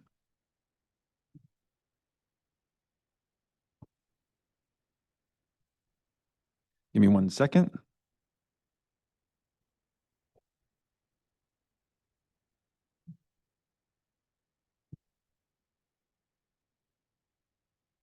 Commissioners, tab 73 is an information item related to the Transportation Asset Management Plan Annual Performance Benchmark Report. The California Transportation Asset Management Plan and Senate Bill 1 each established 10-year performance targets for the State Highway Operations and Protection Program primary asset classes, pavement, bridges, culverts, transportation management systems. To measure progress towards meeting the defined performance targets, the Commission adopted an addendum to the SHOP guidelines calling on Caltrans to develop annual benchmarks with future condition projections and to report annually to measure progress made for each of the 4 primary asset classes towards achieving the targets. Mike Johnson, the State Asset Management Engineer for Caltrans, is here to provide a presentation on the 2024-25 Annual Performance Benchmark Report. Morning. Good morning, Chair Grisby, Commissioners. Today I'll be presenting an informational item on the Performance Benchmark Report. This is essentially like a midterm report card if you were in school, and our final report card comes in 2027. And so we've been monitoring on an annual basis our progress towards meeting the Senate Bill 1 commitments that were established back in 2017, as well as the performance targets that were established and adopted by this commission. Next slide, please. So what does the report card do? We look at where we are in terms of our current condition. We look at ongoing deterioration of all of our assets, and we look at the planned work of all of our projects that are in flight, out in construction and design. And we look at the net of all of that to come up with projections going forward. Next slide. We present summary tables, and as I mentioned, there's really 2 different measurement sticks, if you will, that we're reporting on. The first is the Senate Bill 1 target, and in summary, we're reporting everything is green. Green is good, we're on track. In fact, even for the bridge metric here, which was to fix an additional 500 bridges, we've surpassed that by a significant amount at this point. So I think we can put a check mark by that and say, you know, promise kept on that one. So everything looks good for Senate Bill 1 in summary. Next slide, please. Within the report, by asset class, we present a table that shows the targets. This is just one example for our transportation management system elements. It shows the established targets, shows where we are currently, and then in the far right shows our change from last year. Sometimes down is good, sometimes up is good. It depends on whether you're looking at good, fair, or poor. But green is always good and red is always bad. So that's why we color code them. So here for our TMS, we did make progress, but as you can see, we're sitting at 21.2% poor. Our target is 10, so we have still 11% to move in 2 years. So there's work to be done. Next slide. We also present for all of the asset classes a graph that looks like this. And there's a bit going on here, but if you focus on the red colored line, these are our actual measured performance. Those that have a solid dot there, those represent the years that we are showing what the measured condition of the system is. And where there's a hollow data point, those are projections going forward. So at this point, we have 3 remaining projections before the final report for SB1. Behind that is a gray line That was our original projection back in 2016, where we thought we would be to get from the start of SB1 to 2027. And then the shaded gray area is our uncertainty band. So we do a Monte Carlo analysis, and we develop the uncertainty band. So in this particular example, you can see that we've been sort of bopping around within our uncertainty band, but we feel confident with our project pipeline that this will come in and be achieved by 2027. Next slide. This is showing our drainage assets, and you could see again, our target is 10%. At the year end 2024, we're sitting at 9.9%. So we're better than where we said we would be in 2027. But then you can also see that we lost a little bit of ground where we were last year. And that's okay, because part of our asset management approach is as we achieve a target level and drop below it, we are going to start metering funding into other areas that are not meeting the target. So we're literally tailoring our investments to achieve these targets. And when we surpass it, that allows us to dial back a bit and reinvest in other areas. Next slide. So it's been pretty flat for our drainage. And I show this, it's a very uninteresting graph for the most part, but it does show that even though we're sitting at 9.9% and our target is 10, we don't have any concern about meeting this by 2027. Next slide. Okay, so shifting to the fixed bridge, and this was the one performance measure in Senate Bill 1 that didn't come from our state highway system management plan. And the concern at the time was that it was too confusing because it was based on square footage and it looks at the network as a whole as opposed to accomplishment on specific bridges. So the legislation was altered before it was passed to say, we want you to fix an additional 500 bridges. To date, we have fixed an additional 1,250 bridges. By the time we reach the end of the 10-year period for Senate Bill 1, we will probably come close to tripling what was required under the bill.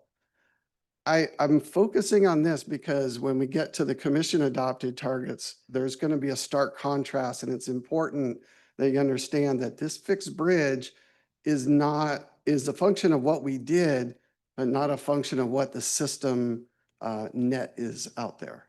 Next slide. Going through our pavement classes, just far right green is good. We've surpassed targets for our class 1 pavement.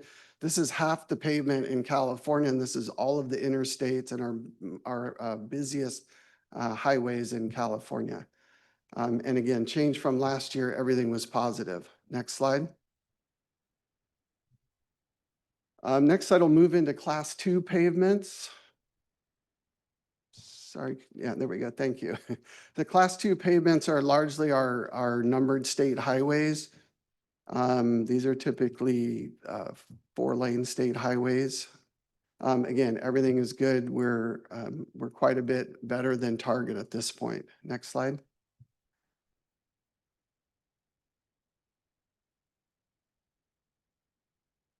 Sorry, yeah, thank you. So class 3, these are our typically our 2-lane rural state highways. Again, we're quite a bit better than where we're required to be under Senate Bill 1. And we had positive progress in all areas for this. So across the board, pavement all got better from last year. Next slide. Okay, so now I'm going to shift gears completely, and I want to not confuse you. Now we're not talking about SB1 targets. Now we're talking about the asset management targets. These are the targets that the commission adopted back in 2016, I believe. The main differences here is that for class 1 pavement, the target is more aggressive than SB1. SB1 has a 2% pour. You have a 1% pour. And for bridges, now we're looking at the network condition of bridges, not how many bridges we fixed since 2017.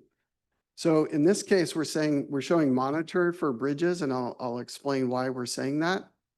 But everything else is on track. Next slide.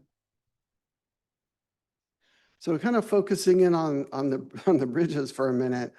We did make progress from last year. We had almost a 1% improvement or reduction in poor bridge condition.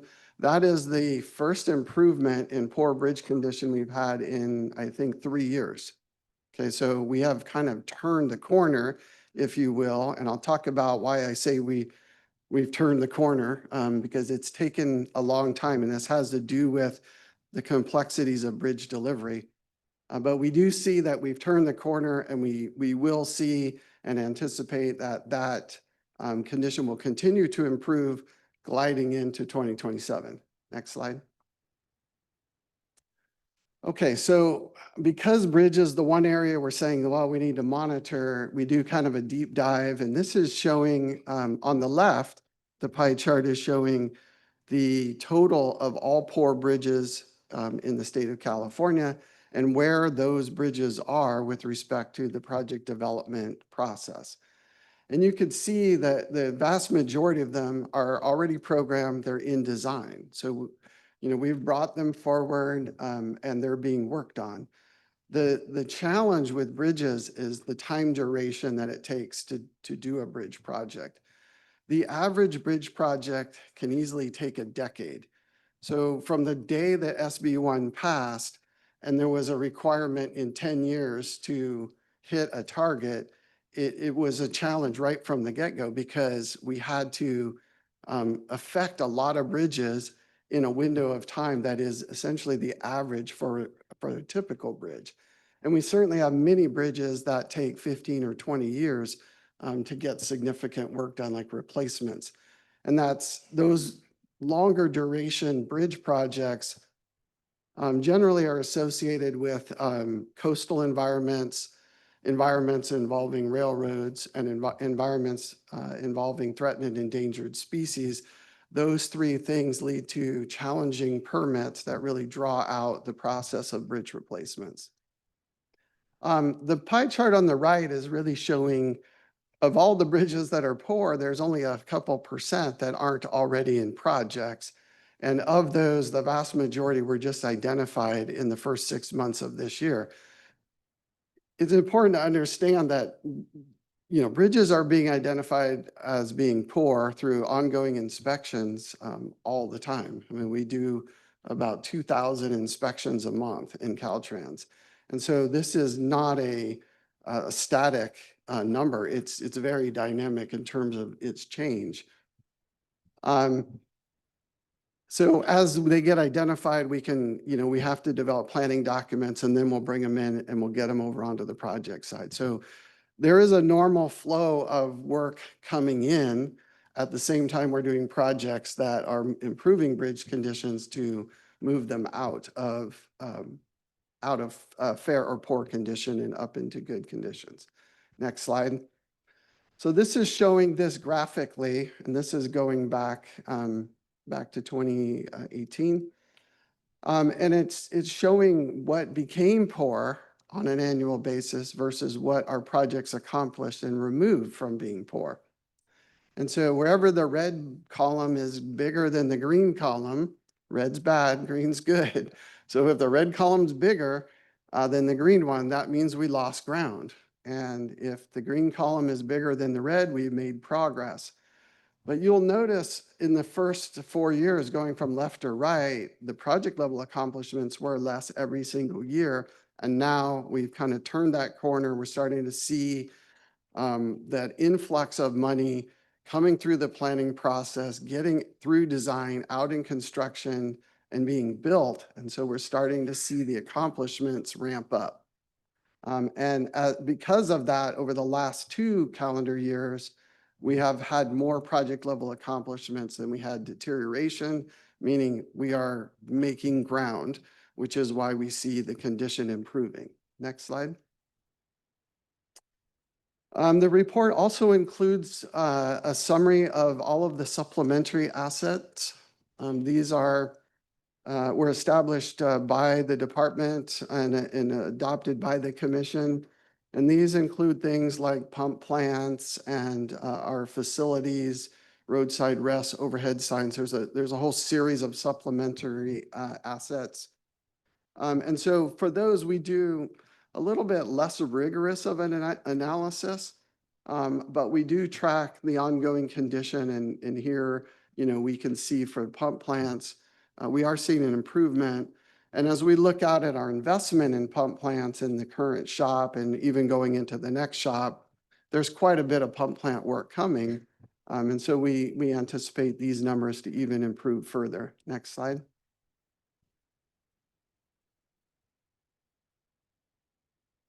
So this is similarly for overhead sign structures. Again, just another example of a supplementary asset class.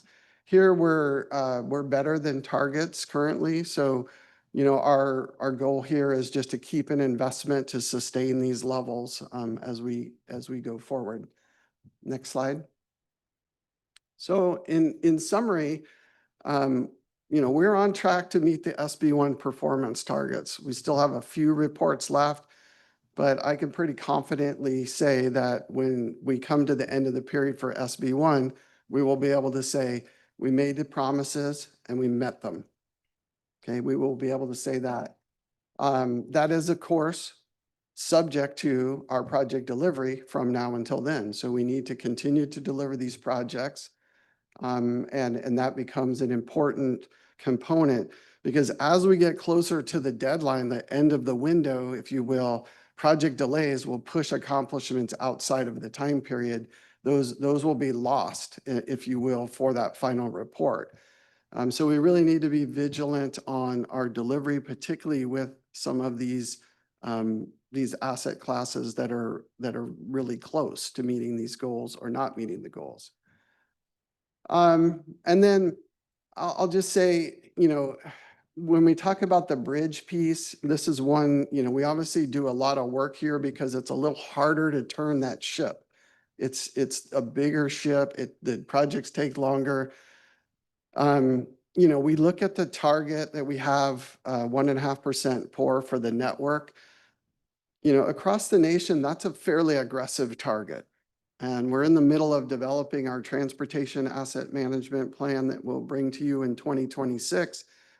This is the area where we look at that target and say, okay, are we asking for too much? Are we okay where we are? And so, where we say we're falling a little bit short, one of the questions is, are we too aggressive at what we said? And we have to consider that as well.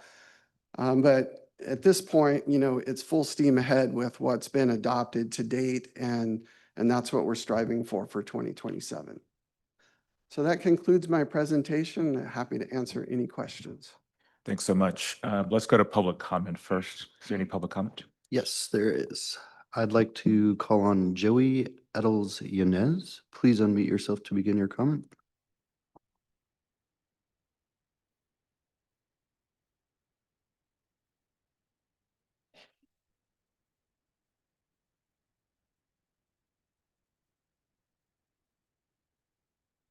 I'd like to call on Joey Eddles Yanez. Please unmute yourself to begin your comment.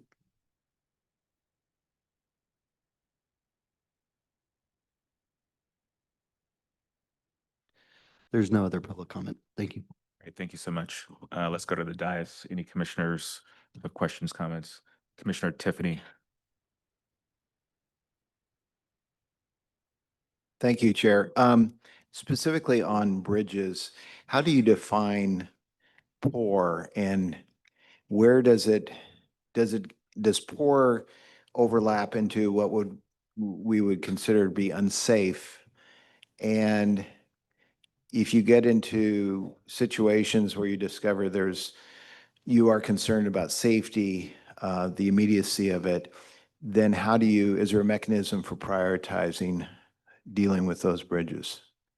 That's a great question, Commissioner. Thank you. Poor is a federal classification. It does not mean a bridge is unsafe. Okay, so let me just make that clear. If for some reason our inspectors were to encounter something that they felt was unsafe, we have mechanisms to immediately close a bridge down to traffic if we need to do that. We have that authority. And we have avenues through our emergency work to immediately effect a repair. So I don't want, this classification of poor should not be equated with unsafe. That is not the case. If there were any unsafe bridge, we would address it immediately. These are classifications that are established for all DOTs nationwide. And in California, 90% or roughly 90% of all bridges that are considered poor have minor cracks in the riding surface of the bridge deck. That's all that means. A separate question. Much of the funding for dealing with bridges comes from federal government, correct? Is there any concern with some of those monies being reduced here? Or is that not a concern? Well, we like to think that we look at different possible scenarios that could come. And when IIJA was passed, they created a bridge program, a bridge formula program that is funded from federal general funds. So it is outside of Federal Highway Trust Fund programs that we have traditionally used for bridge work. So, today we have our normal Federal Highway Trust Fund available bridge money, and we also have this extra bridge program that's funded out of the general fund. We look at scenarios of what happens if the general fund money were to go away and we revert back to where we were prior to IIJA. But at this point, I think our bigger concern is the delivery than the funding. And maybe I'll be a little more direct than Mike was there. Bridges are a bipartisan issue across the federal government. We've seen what happens when bridges fail, and that's not something that any of us want to happen. So we continue to invest in bridges, and I presume that the federal government will continue to invest in bridges in the same way that they have previously. Thank you. And last question, the target for 2027 for final report, could you dig down a little bit more into then what? I know you mentioned this, but I guess my only concern I'm raising is if we're not tracking it quite as in as much detail, are we going to in any way, lose some progress in terms of, we've made a lot of progress over the last number of years. So I'm just curious, how do we address that? Yeah, it's a great point. We just had an article in the SACB a couple of weeks ago that was unsolicited and was acknowledging the progress we made in improving bridge conditions in California. So I was happy to see that. But beyond 2027, what you see with bridges is that when you look at the inventory, it wasn't built consistently over time. It was largely built in the late 60s, early 70s. So here we're sitting at 55, 60, 65 years since these bridges were built. We are literally at peak rehabilitation time in the, sort of the comprehensive bridge inventory in California. Once we get past that peak, then the new construction in the late 70s and early 80s dropped off quite a bit from what it was in the heyday of the interstate development. So we're kind of climbing a hill. We've crested the hill. Our project delivery is up, and we're coming down to a point where we would expect less need for rehabilitation and replacement going forward. So I think beyond 2027 looks promising from where I sit. Okay, thank you for your presentation. Thank you. Any other commissioner questions or comments? I have a couple of questions, actually mainly just one. First, kudos on all the progress you've made. It's very clear. And I'm kind of curious about bridge delivery. And you mentioned that coastal issues, railroads, endangered species. I think two of those three I kind of get. Could you explore a little bit more about coastal issues that might delay projects? Yeah, I mean, in order for us to move forward with a project, we need to secure a number of permits. And to do that, we work with the permitting agencies, and some of those permitting agencies take longer to reach agreement with. And the ones that we typically see are coastal development permits, whenever we get in the area of threatened endangered species. When we're talking about bridges, if we're working with historic bridges, and we have this historic preservation office involved, and railroads. All of those things can complicate and therefore extend the time it takes to, to reach a negotiated, solution for what this replacement's going to look like.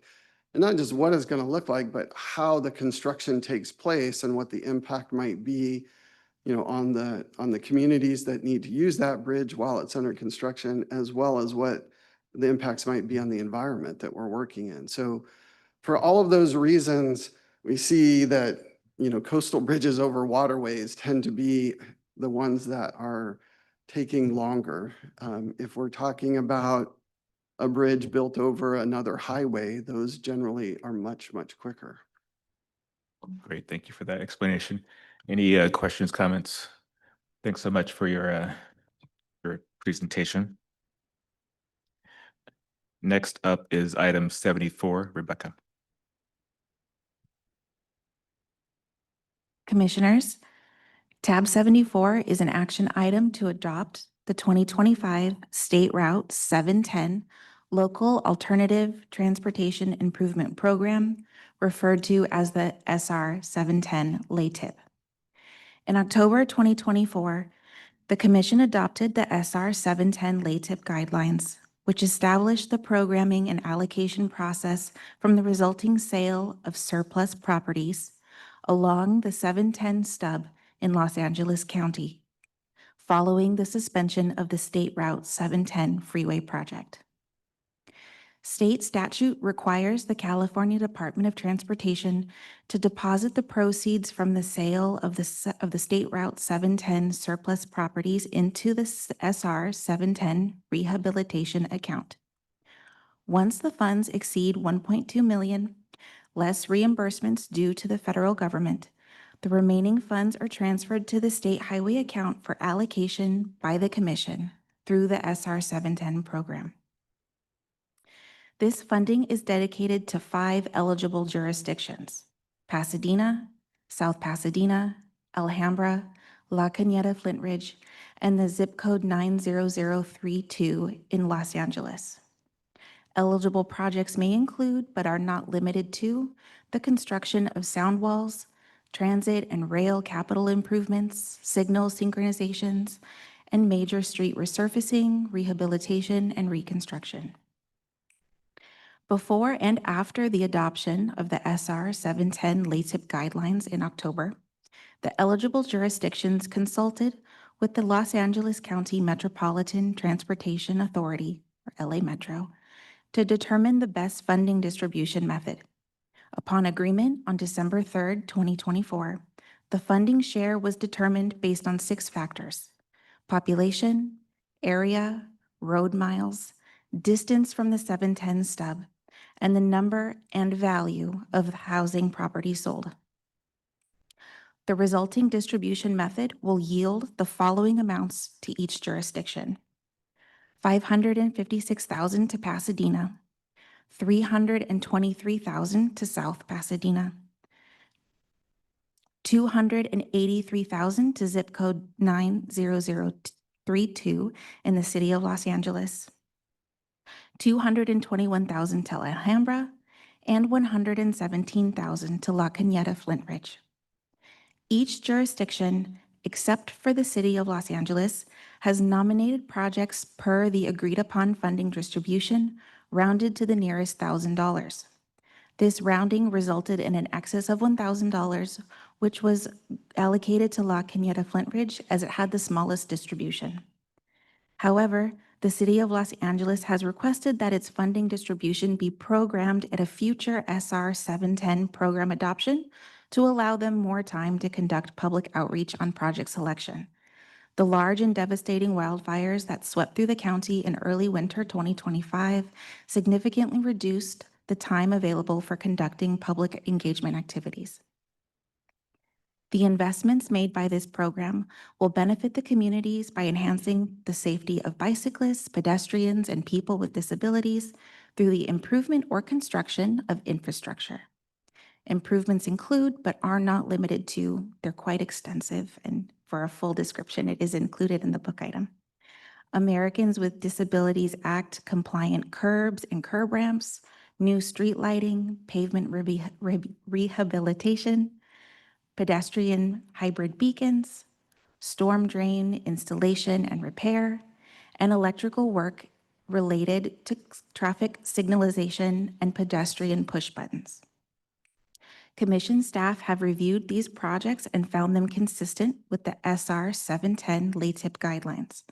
Commission staff recommends your approval for programming to the 4 projects, which total $1,217,000 in SR 710 LATIP funding. I'm happy to answer any of your questions. Thank you, Rebecca. Is there any public comment? Great. We do not have any public comment. Thank you. Thank you.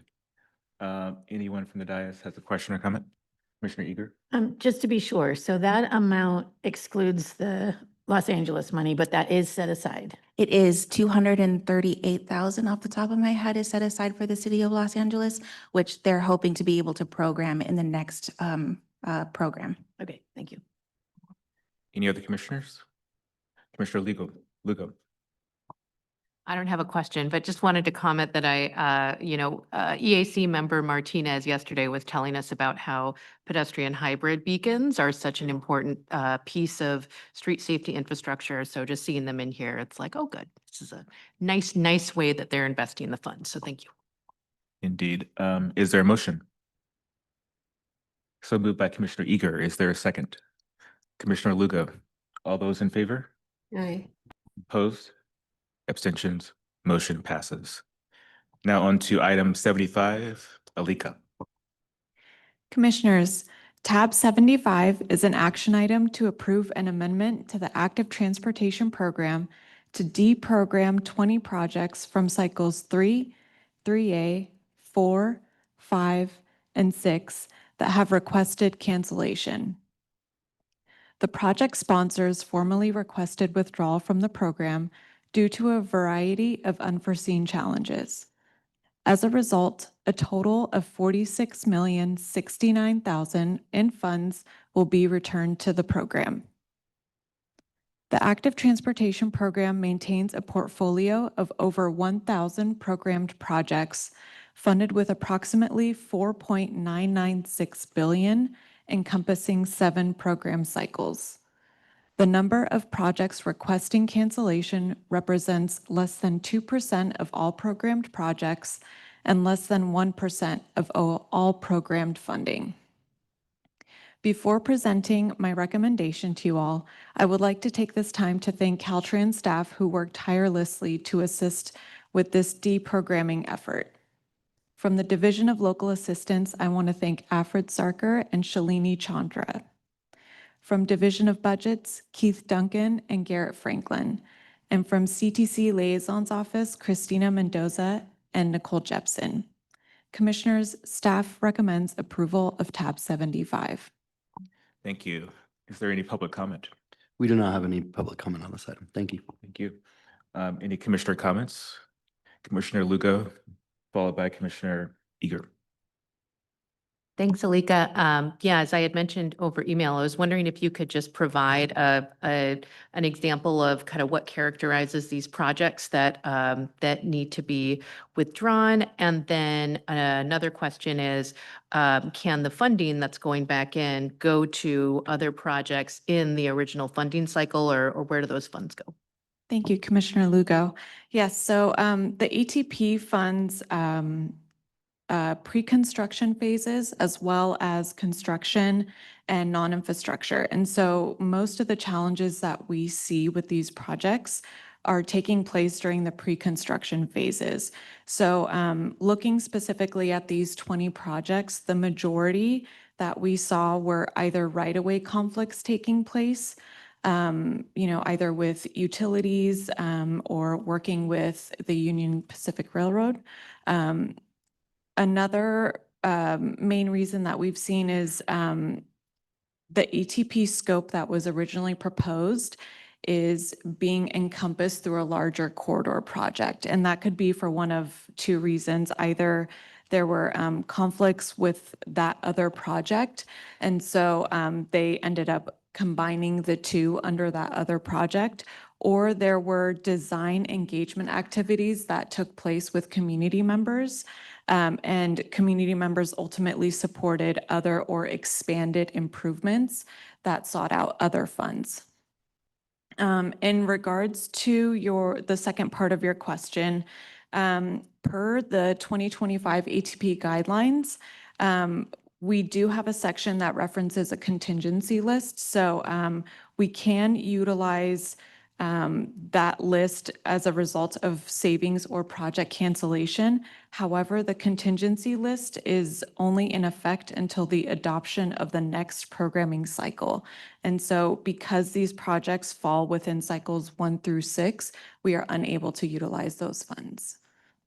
They will be utilized towards future ATP. Great, thank you for that. I just wanted to really highlight, we're always so impressed by the above and beyond work that the team puts into ATP. And so when I first saw these funds going back in, I thought, that doesn't sound right because you guys do so much technical assistance and work to make sure that the projects are ready. So thank you for providing some of the background on just, the realities of project planning mean that even once you've done all that work, they run into unforeseen changes. Thank you, Commissioner. Thank you. Commissioner Eager. Part of that was my question, so thank you. The other is historically, is this amount of projects the norm or up or down? So I will say, for the ATP, this is really, this cancellation process, we adopted this in the 2023 ATP guidelines, so that's cycle 6. And so for this reason, there's been a backlog of projects that have been canceled, but we haven't formally deprogrammed. And so this book item captures all of those projects from cycles 1 through 6. And we're hoping in the event, if there are project cancellations in the future, they'll be coming forward to you sooner rather than a backlog forming. Commissioner Guardino. Thank you, Chair Grisby. Between Commissioner Eager and Commissioner Lugo, I'm covered. Thank you. All right, is there a motion? Commissioner Lugo moves. Is there a second? Commissioner Eager seconds. All those in favor? Opposed? Abstentions? Motion passes. On to item 76. Anya.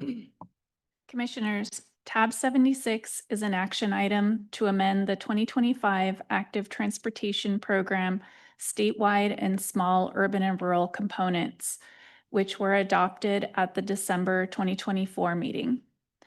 At the time of program adoption, the Commission did not have enough programming capacity to fully fund one project in the statewide component and one project in the small urban and rural component. Since the adoption, savings from canceled and lapsed projects have been identified, and you've just approved the deprogramming in the last item.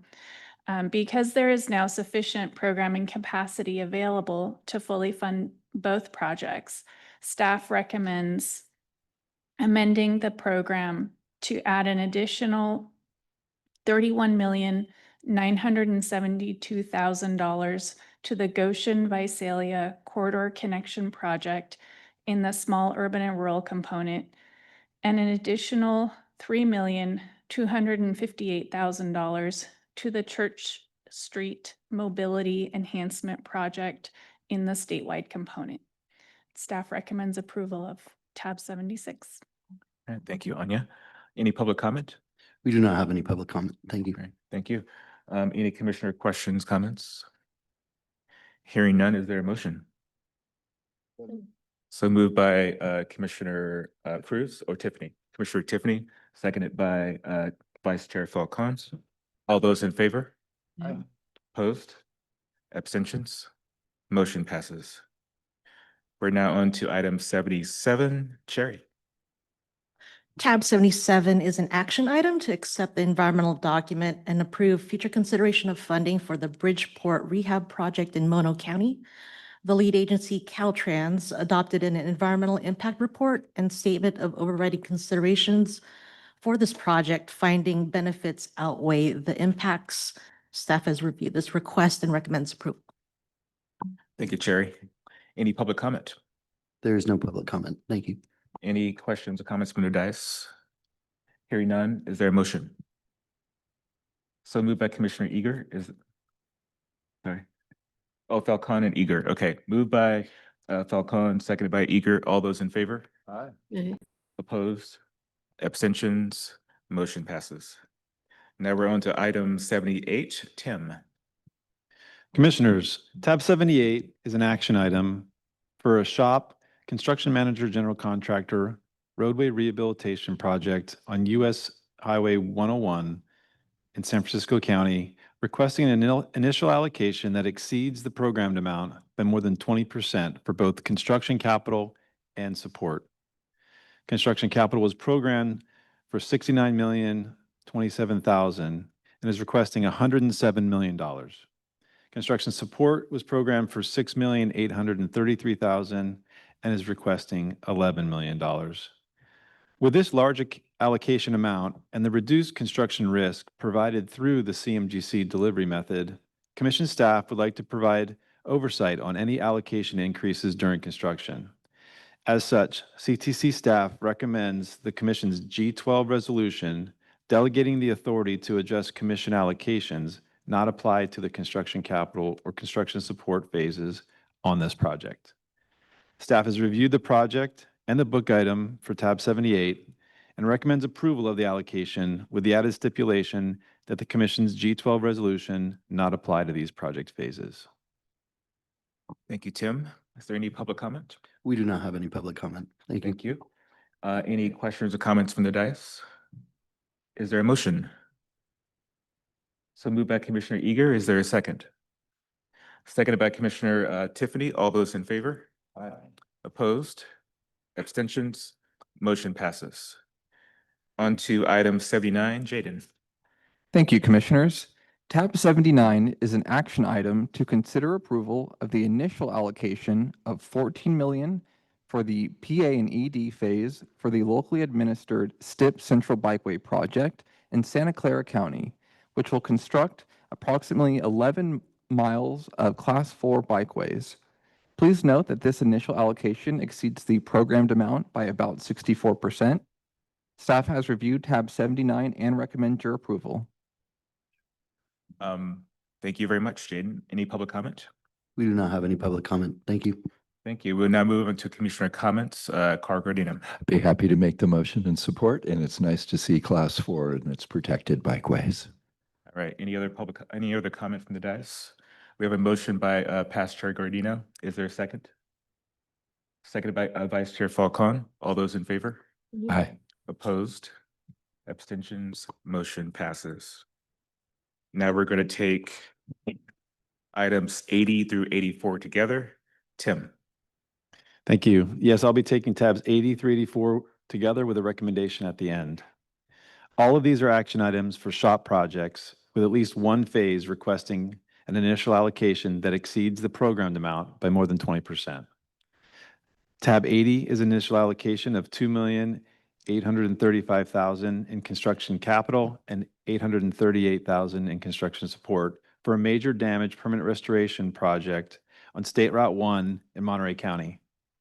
Tab 81 is an initial allocation of $5,150,000 for the planned specifications and estimate phase and $2,520,000 for the right-of-way support phase for a pavement preservation project on State Route 1 in LA County. Tab 82 is an initial allocation of $19,318,000 in construction capital and $2,140,000 in construction support for a roadway rehabilitation project on Interstate 5 in LA County. Tab 83 is an initial allocation of $33,863,000 in construction capital and $4,770,000 in construction support for for a maintenance facilities project on State Route 88 in Alpine County. And tab 84 is an initial allocation of 2,600,000 in construction capital and 724,000 in construction support for a transportation management systems project on various states and routes and counties. The total increases beyond the programmed amount for the phases for these 4 SHOP projects is approximately 21 million. Staff has reviewed the projects and the book items for tabs 80 through 84 and recommends approval. Thanks again, Tim. Is there any public comment? There is no public comment. Thank you. Thank you. Any questions or comments from the dais? Is there a motion? So moved by Commissioner Tiffany. Is there a second? Commissioner Eager seconds. All those in favor? Nay. Opposed? Abstentions? Motion passes. On now to items 85 through 94. Tim, again. Thank you. Yes, I'll be taking 85 through 94 with a recommendation at the end. All of these are action items for SHOP projects requesting supplemental funds for pre-construction phases, to award construction, or to complete construction. Tab 85 is a supplemental funds request of $1,600,000 for the plan specification estimate phase for a pavement preservation project on US 101 in Santa Barbara County. Tab 86 is a request for supplemental funds of $620,000 for the planned specification estimate phase for a major damage permanent restoration project on State Route 1 in Monterey County. Tab 87 is a supplemental funds request for $300,000 for the planned specification and estimate phase for a pavement preservation project on Interstate 405 in LA County. Tab 88 is a request for supplemental funds of $2,095,000 for the planned specification estimate phase for a roadway rehabilitation project on US 395 in Mono County. Tab 89 is a supplemental funds request of $158,000 for the plans specification estimate phase for a pavement preservation project on State Routes 4 and 89 in Alpine County.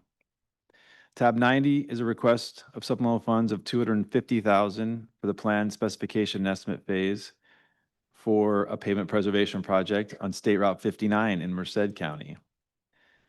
Tab 91 is a request for supplemental funds of $14,800,000 for the planned specification estimate phase for a SHOP bridge rehabilitation and replacement project on State Route 75 and Interstate 5 in San Diego County. Tab 92 is a request for supplemental funds of $3,104,000 in construction capital for promoting for the Protect Program project on Interstate 80 in Placer and Nevada counties. Tab 93 is a request of supplemental funds for $1 million in construction support for an operational improvement project on State Route 99 in Sacramento County. And tab 94 is a request for supplemental funds of $1,700,000 in construction support for a pavement preservation project on US 101 in Santa Barbara County.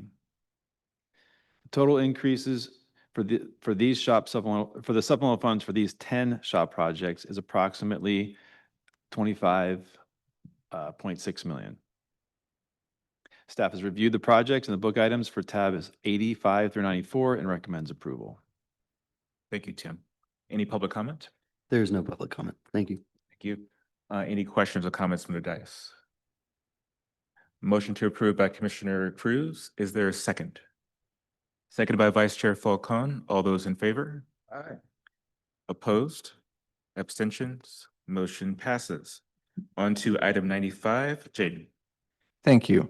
Commissioners, tab 95 is an action item to consider approval of a supplemental allocation of $7,200,000 for the construction support phase of the STIP State Route 46 Corridor Improvement Project in San Luis Obispo County.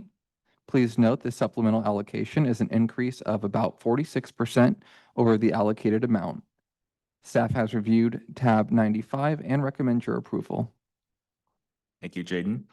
Any public comment? There is no public comment. Thank you. Thank you. Any questions or comments from the dais? Is there a motion?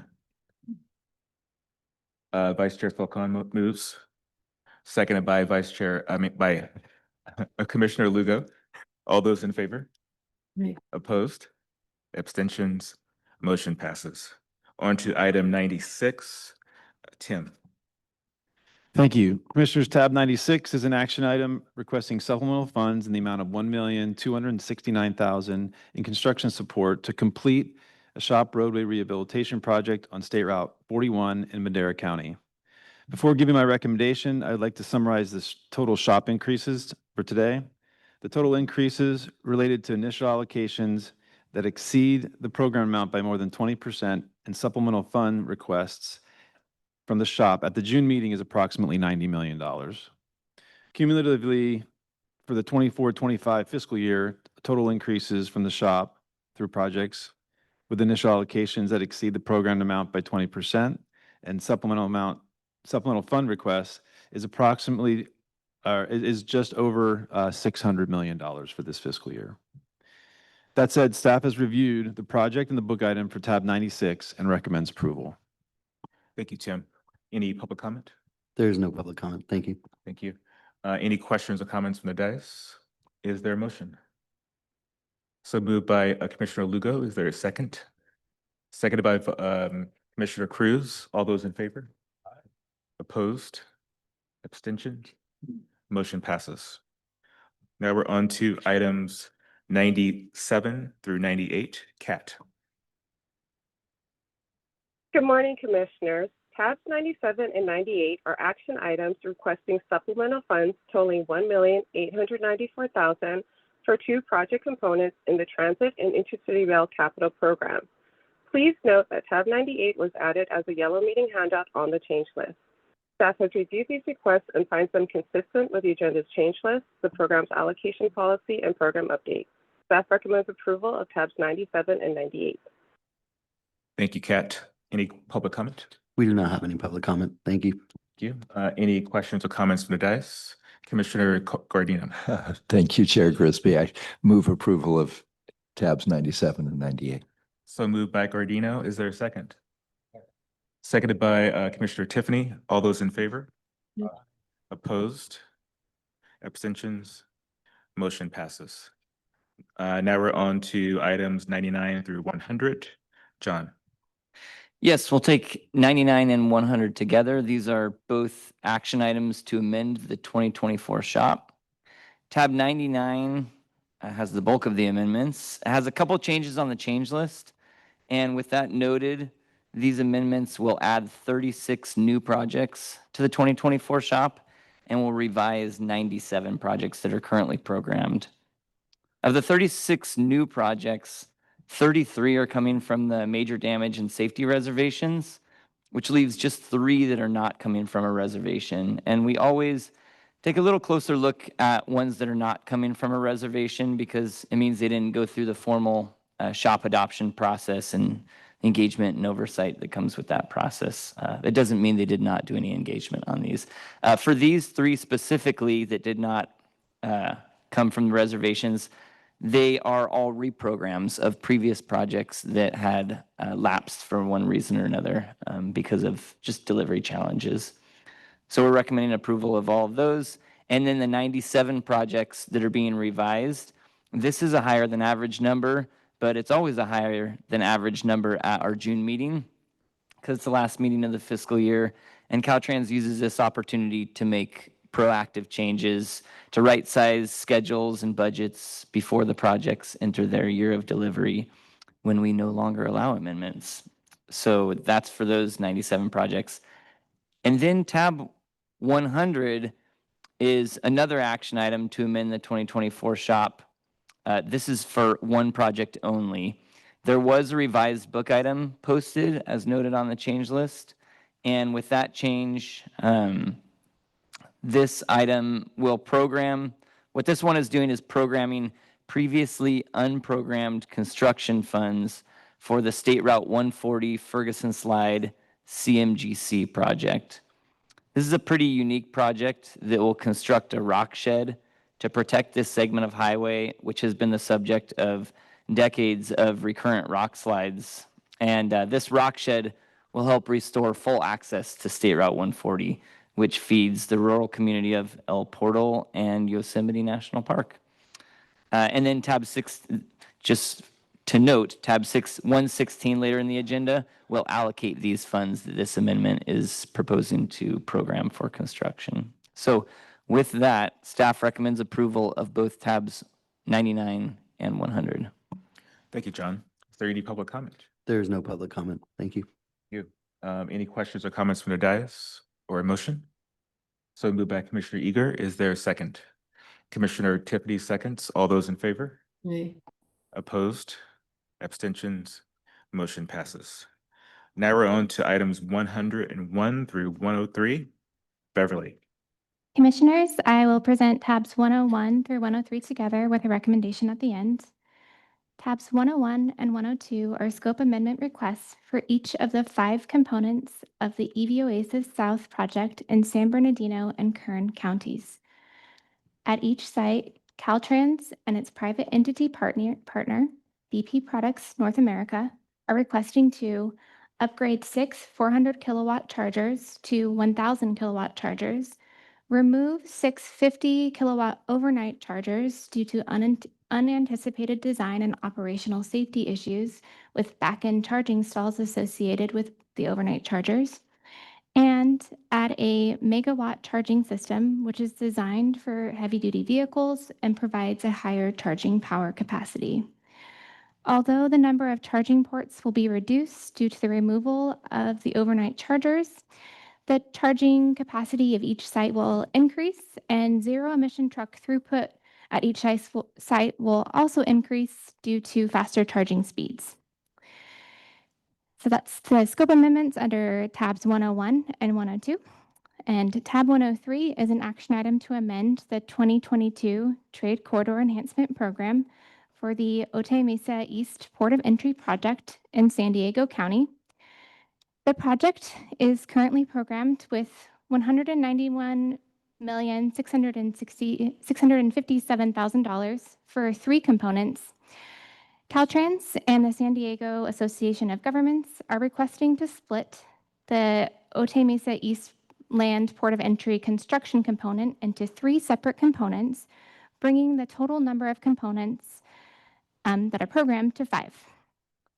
This change will allow distinct project elements to be delivered through separate work packages, enabling better schedule management, alignment with federal funding sources, and streamlined procurement of specialized features. If approved, this amendment will not impact the project's approved scope, which remains intact, nor will it impact the approved programming amount. Staff has reviewed the requests presented under tabs 101, 102, and 103 and recommends approval. Beverly, thank you. Our chair had to just step down the hall for a moment and ask me to fill in. Are there any public? I'm sorry? Oh, good. No, I'm just responding to what was requested of me. Vice Chair, glad you're back. Thank you, Please. Past Chair. Yeah. Appreciate it. I like the switch back. Any public comment? There is no public comment. Thank you. Okay, thank you. Any comments from commissioners? I would like to make one. I would be happy to make the motion to support. Do I have a second? Okay, second by Commissioner Eager. All in favor? Aye.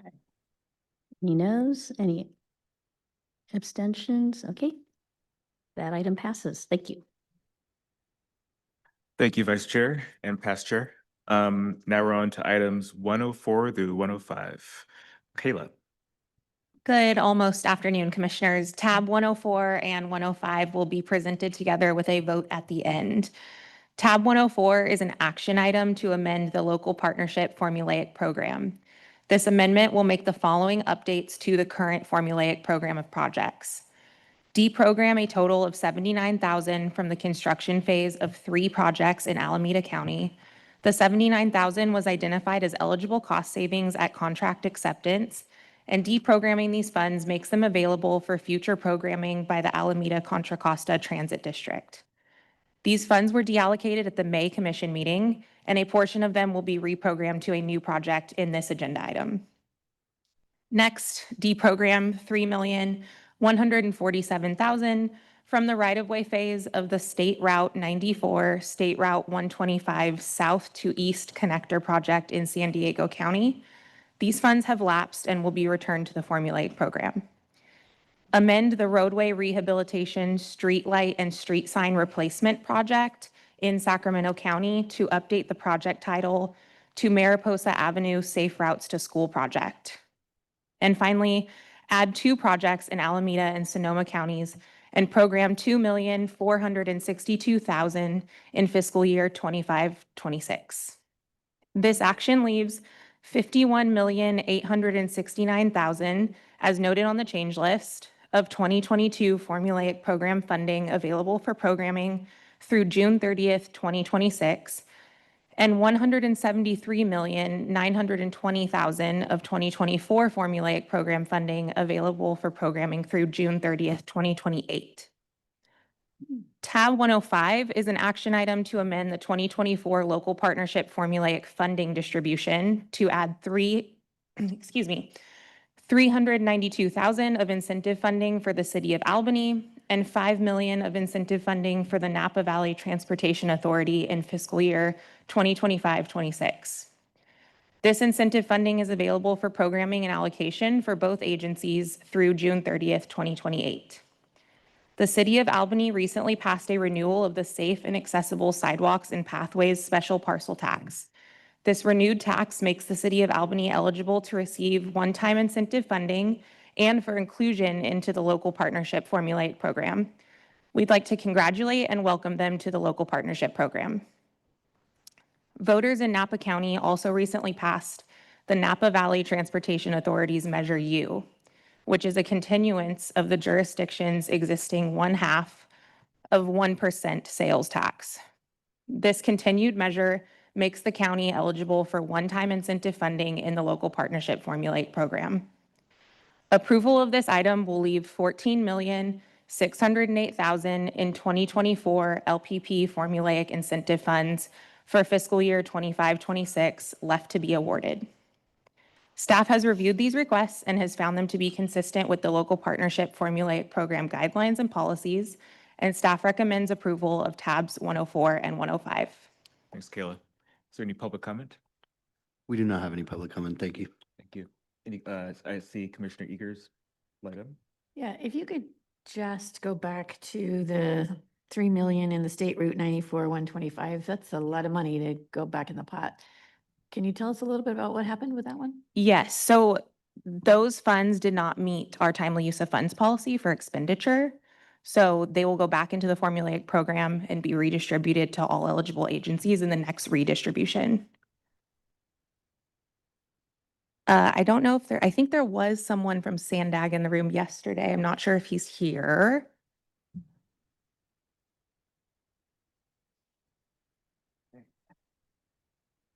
Reluctantly, we have someone here, yes. And he can correct me if I'm wrong, but I believe the work is being done under another project. Good afternoon, Commissioner. My name is Clint Pace. I'm the Director of Program Project Manager at Sandag and partners to Caltrans in this project. Can you repeat the question, make sure you understood it?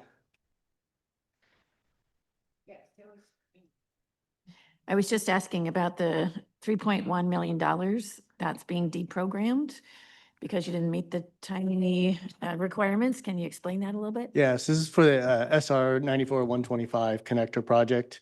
It's funded by multiple source of funds. That project is split into 2 phases. And the funds in discussion today was for the right-of-way. And because that project split into 2 phases, phase 2 is where most of that right-of-way impacts are. And those have been put on hold. We didn't want to go into the easements and the TCEs and all the utility relocations on the phase 2 project. So the LPP funds on that phase have expired. And so we're working with Caltrans Commission and we're funding that phase 2 at a later date. So the project will continue. You just didn't want to displace people early. Is that right? Correct. We don't want to tie up the right-of-way Yeah. funds early and then have to do extensions Sure. for that phase 2. So phase 1 is going to construction now. Okay, thank you. Any other questions or comments from Commissioner? Is there a motion? So moved by Commissioner Eager. Is there a second? Commissioner Lugo, all those in favor? Opposed? Abstentions? Motion passes. Now we're on to items 106 through 108. Alika. Commissioners, I will present tabs 106 through 108 together with a recommendation at the end. Tab 106 is an action item for the Active Transportation Program requesting approval of a major scope change for the Mitchell Avenue Side Path Gap Closure Project in Riverside County. The project scope as submitted in the application proposes to construct a new side path with sidewalks to close gaps between existing Class 1 facilities. During preliminary design, the City of Riverside determined that the approved scope would eliminate access to property driveways and adjacent properties. The city requests a scope change to shift the sidewalk improvements from the west side of Mitchell Avenue to the east side and remove the proposed Class 1 side path trail. With this change, the sidewalk improvements will connect to another ATP project and eliminate the need for the Class 1 trail. The recommended project scope amendment will close a sidewalk gap and improve project benefits by providing a continuous path along Mitchell Avenue across both ATP projects and connect to an existing Class 1 path. It will ensure safer walking conditions for residents and specifically young students walking or biking to two nearby elementary schools. Caltrans's analysis of the project scope amendment found that the proposed scope will not change the overall active transportation benefits of the project as compared to the original application. Tab 107 is an action item for the Active Transportation Program requesting approval of a major scope change and segmenting amendment to the Delaware Street Safe Routes to School Corridor Project located in San Mateo County. The project scope as submitted in the application proposes to replace existing underutilized Class 2 bike lanes with Class 4 separated bikeways, bicycle boulevards, crossing treatments at intersections, and upgrading pedestrian facilities. The project will connect to the City of San Mateo's existing and planned bicycle facilities for a fully connected portion of the citywide bicycle network. Once completed, this project will serve nearly 1,000 elementary school students who otherwise do not have low-stress bicycle options to access their schools. The city is requesting to segment this project into two phases, where Phase 1 will be implemented by the city and Phase 2 will be constructed by Caltrans as the work falls in their right-of-way. In addition to the segmenting, the city is requesting a scope change to add timing improvements at signalized intersections, a rectangular rapid flashing beacon, and crosswalk improvements under Phase 1. Phase 2 will include a fully protected intersection and tie in future Class 4 facilities to the facilities constructed under Phase 1. Caltrans analysis to these requested amendments found that the proposed segmenting will increase the active transportation benefits to the project once the scope is completed. Tab 108 is an action item for the Active Transportation Program requesting a major scope change for the Fort Ord Regional Trail and Greenway California Avenue segment project located in Monterey County. This 1.8-mile segment aims to close a gap in the regional multi-use path network. The project scope submitted in the application proposes to construct a bicycle and pedestrian bridge overcrossing and protected intersections. The Transportation Agency for Monterey County conducted studies and surveys during the design phase, which exposed challenges with the bridge overcrossing. Additionally, the City of Marina has moved forward with a separate roadway improvements project, which was not known at the time of application. The agency is requesting to replace the overcrossing with an at-grade crossing, which includes a high-intensity activated crosswalk or HAWK system and crossing improvement measures at two intersections. Caltrans's analysis of the project scope amendment determined that there is potential to increase overall active transportation users and shift from a separated bicycle and pedestrian facility to an at-grade crossing let's see, sorry. However, the use of the roundabout and hawk system will make transit access easier to provide safety benefits. Staff has reviewed these requests and concurs with Caltrans's analysis. The requests are consistent with the Active Transportation Program guidelines. Therefore, staff recommends approval of tabs 106, 107, and 108. Thank you, Alika. Yeah. Is there any public comment? We do not have any public comment. Thank you. Thank you. Any questions or comments from the dais? Is there a motion? So moved by Commissioner Tiffany, seconded by Commissioner Cruz. All those in favor? Opposed? Abstentions? Motion passes. Now we're on to item 109. Jaden. Thank you, Commissioners. Commissioners, tab 109 is an action item to consider approval to allocate $228,908,000 to administer the Department's Division of Local Assistance fiscal year 2025-2026 state annual allocation subvention budget under the authority of the Commission. Staff has reviewed tab 109 and recommends your approval. Thank you. Is there any public comment? We do not have any public comment. Thank you. Thanks. Any questions or comments from the dais? Is there a motion? So moved by Commissioner Tiffany. Is there a second? Vice Chair Falcone seconds. All those in favor? Aye. Opposed? Abstentions? Motion passes. On to item 110. Tim. Thank you. Commissioners, tab 110 is an action item to allocate $125 million for Caltrans right-of-way annual allocation for fiscal year 25-26. Each year, Caltrans requests a right-of-way capital annual allocation from the Commission to deliver the right-of-way needs for program projects in their project delivery plan. The right-of-way capital annual allocation is used for SHOP projects as well as STIP projects for right-of-way capital programming of 10 million or less. Any project needing a right-of-way capital of greater than 10 million requires an individual allocation by the Commission. Caltrans meets with the Commission staff and provides quarterly reports to show how they're managing the annual allocation. It should be noted the third quarter report is tab 31 on the agenda under the information calendar. Staff has reviewed the allocation request and recommends approval. Thank you, Tim. Any public comment? We do not have any public comment. Thank you. Thank you. Any questions or comments from the dais or a motion? So moved by Commissioner Eager, seconded by Commissioner Falcone. All those in favor? Opposed? Abstentions? Motion passes. On to item 111. John.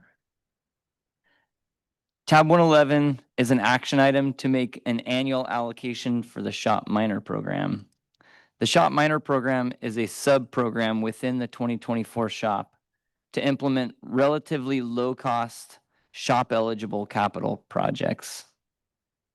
The program enables Caltrans to quickly address small-scale needs beyond the scope of what can be managed by the Caltrans Maintenance Program.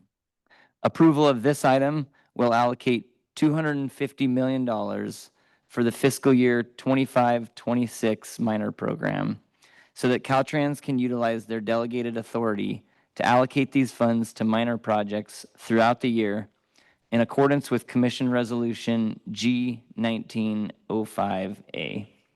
Staff recommends approval of tab 111. Thank you, John. Any public comment? We do not have any public comment. Thank you. Thank you. Any questions or comments from the dais or a motion? So moved by Commissioner Tiffany. Is there a second? Seconded by Vice Chair Falcone. All those in favor? Opposed? Abstentions? Motion passes. On to item 112. Alika.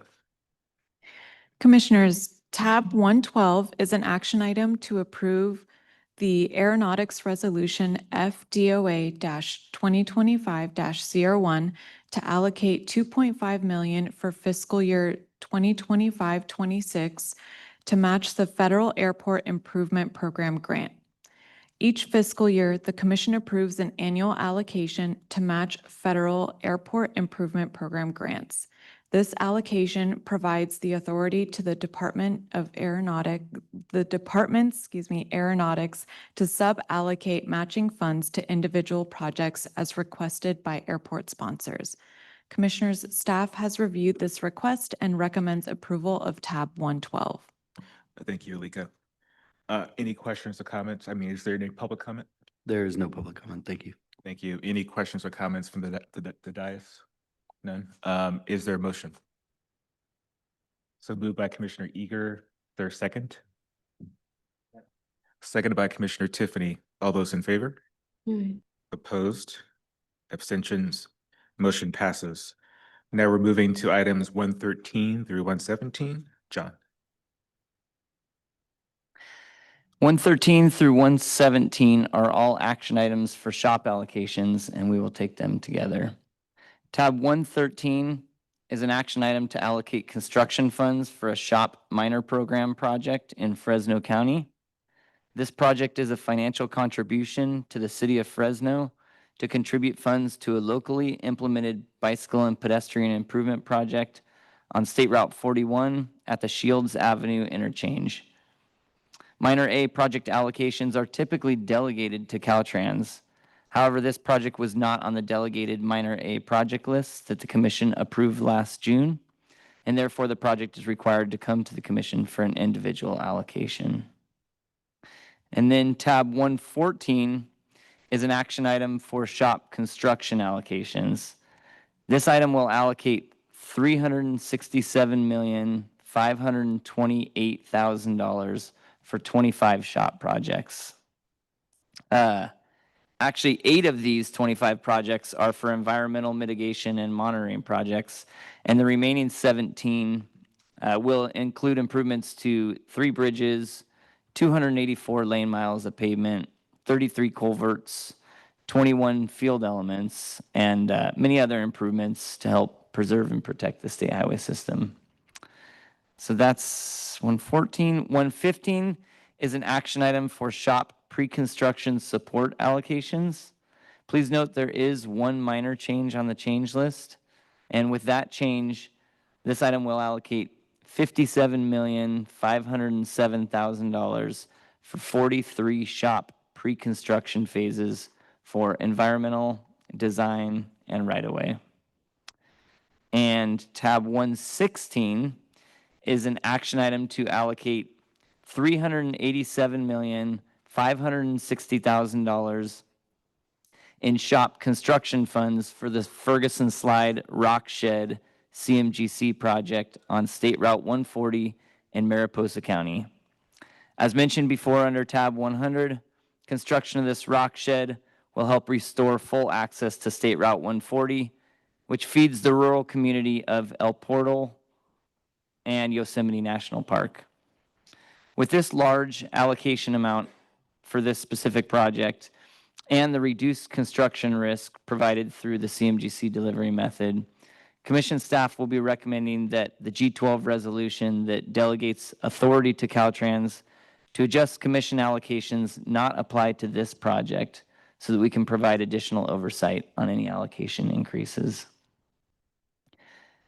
And then tab 117 is an action item to allocate $11,276,000 for the right-of-way capital phase for the Devil's Slide SHOP project. However, after the agenda was posted,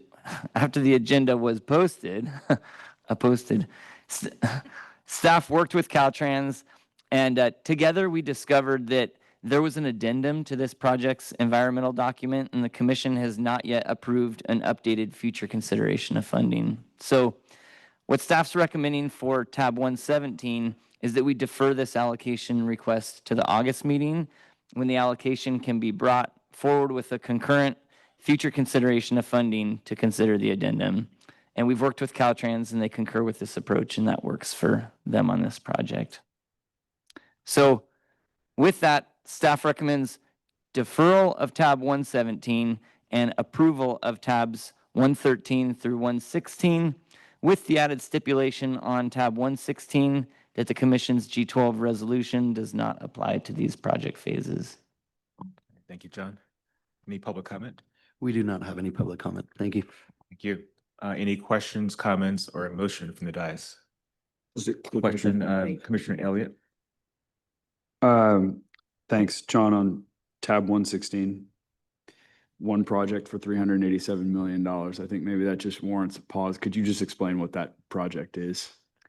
Yeah, and if you have larger questions, Caltrans is here, but Okay. this is a area on State Route 140 that has had recurrent rock slides. And it's a specific geologic area where they continue to have rock slides. And there's currently a one-way detour that goes across the river, down and across the river back, and it's been that way for a long, long time. I'm taking it, yeah. Oh, yeah. It's very inconvenient. This will construct, instead of just like pushing back the rock slide and digging out dirt like we usually do, this will construct a rock shed, essentially a tunnel, so that the slide material can continue to slide over the road and we can just cruise along happily as it slides over top this tunnel. I mean, I'm glad I asked because that sounds very interesting. It's very unique. $65 million tunnel. I figured it would be worth at least a question. Yeah. Yeah, if you want further detail, Caltrans is here, but I mean, I don't need it now. I would just be curious because it's a $365 million It's very project. So I figured. See a picture. Yeah. No, thanks. That was all. Mhm. All right, is there a motion? That was all. Commissioner Elliott makes the motion, seconded by Commissioner Gardino. All those in favor? Opposed? Abstentions? It passes. Now we're on to item 118 through 119 together. Jaden. Thank you. Commissioners, tabs 118 and 119 are action items to consider approval to allocate $8,297,000 for 7 locally administered STIP projects and 2 locally administered STIP planning, programming, and monitoring projects, as well as an advanced allocation of $4,192,000 for 10 locally administered STIP planning, programming, and monitoring projects programmed in fiscal year 25-26. Staff has reviewed tabs 118 and 119 and recommends your approval. Thank you, Jaden. Is there any public comment? There is no public comment. Thank you. Thank you. Any questions, comments, or a motion from the dais? So moved by Commissioner Tiffany. Is there a second? Seconded by Vice Chair Falcone. All those in favor? Opposed? Abstentions? Motion passes. On to items tabs 120 through 121. Kayla. Commissioners, tabs 120 and 121 will be presented together with a recommendation at the end. Tab 120 is an advanced allocation action item for $311,000 in local partnership formulaic program funds for the Bowker Road Rehabilitation Project in Imperial County. Tab 121 is an action item to allocate $727,267,000 in local partnership formulaic program, STIP, and transit and intercity rail capital program funds for the East San Fernando Valley Transit Corridor Project in Los Angeles County. Please note that this item is on the change list for a minor correction to the vote box. Staff has reviewed these requests and found them to be consistent with program guidelines. Staff recommends your approval of tabs 120 and 121. Thanks so much. Any public comment? We do not have any public comment. Thank you. Thank you. Any questions or comments or a motion from the dais? So moved by Vice Chair Falcone. Is there a second? Seconded by Past Chair Eager. All those in favor? Opposed? Abstentions? Motion passes. We're on to item 122. Commissioners, tab 122 is an action item to allocate $3 million in local partnership competitive program funds for the Southeast Los Angeles Transit Improvements Project for bus shelters in Los Angeles County. This project will provide new bus shelters with real-time displays and security lighting in corridors throughout Interstate 710 South communities. Staff has reviewed this request and found it to be consistent with local partnership competitive program guidelines. Staff recommends your approval of tab 122. Thank you. Any public comment? We do not have any public comment. Thank you. Thank you. Any questions, comments, or a motion from the dais? Motion to approve by Commissioner Cruz. Thank you. Seconded by who? Is there a second? Commissioner Eager seconds. All those in favor? Opposed? Abstentions? Motion passes. Now we're taking item 123 through 127 together. Sheila. Thank you. Commissioners, I will present tabs 123 through 127 together with a recommendation at the end.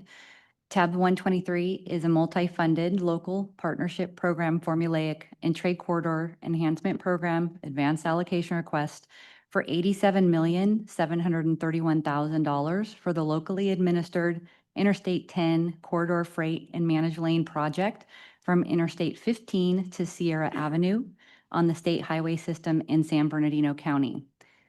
Tab 124 is a request for $38,713,000 for 2 locally administered trade corridor enhancement program projects off the state highway system in Alameda County.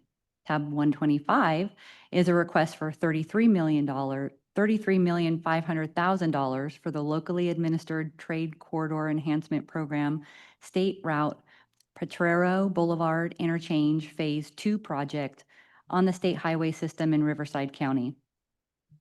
Tab 126 is a request for $30,528,000 for the locally administered Trade Corridors Enhancement Program San Diego Track Phase 1 Rail Project in San Diego County. And tab 127 is a multi-funded Trade Corridor Enhancement Program and Coordinated Border Infrastructure Program allocation request for $56,400,000 for the Otay Mesa East Port of Entry Technology Package Project on the state highway system in San Diego County. Staff recommends approval of tabs 123 through 127. Thank you, Sheila. Any public comment? There is no public comment. Thank you.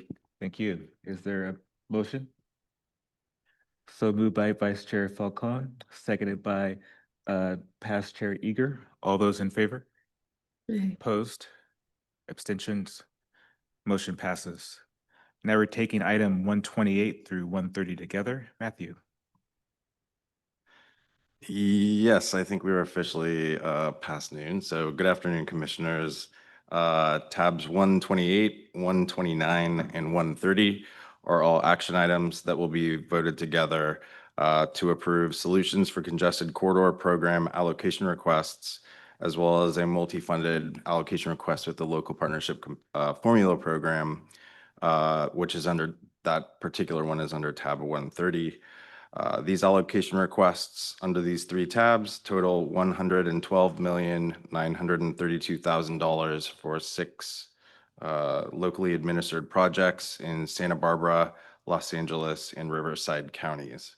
Please note updated right-of-way certification dates noted on the change list for projects under tabs 128 and 130. These requests are consistent with the Solutions for Congested Corridors program and the Local Partnership Formula Program guidelines.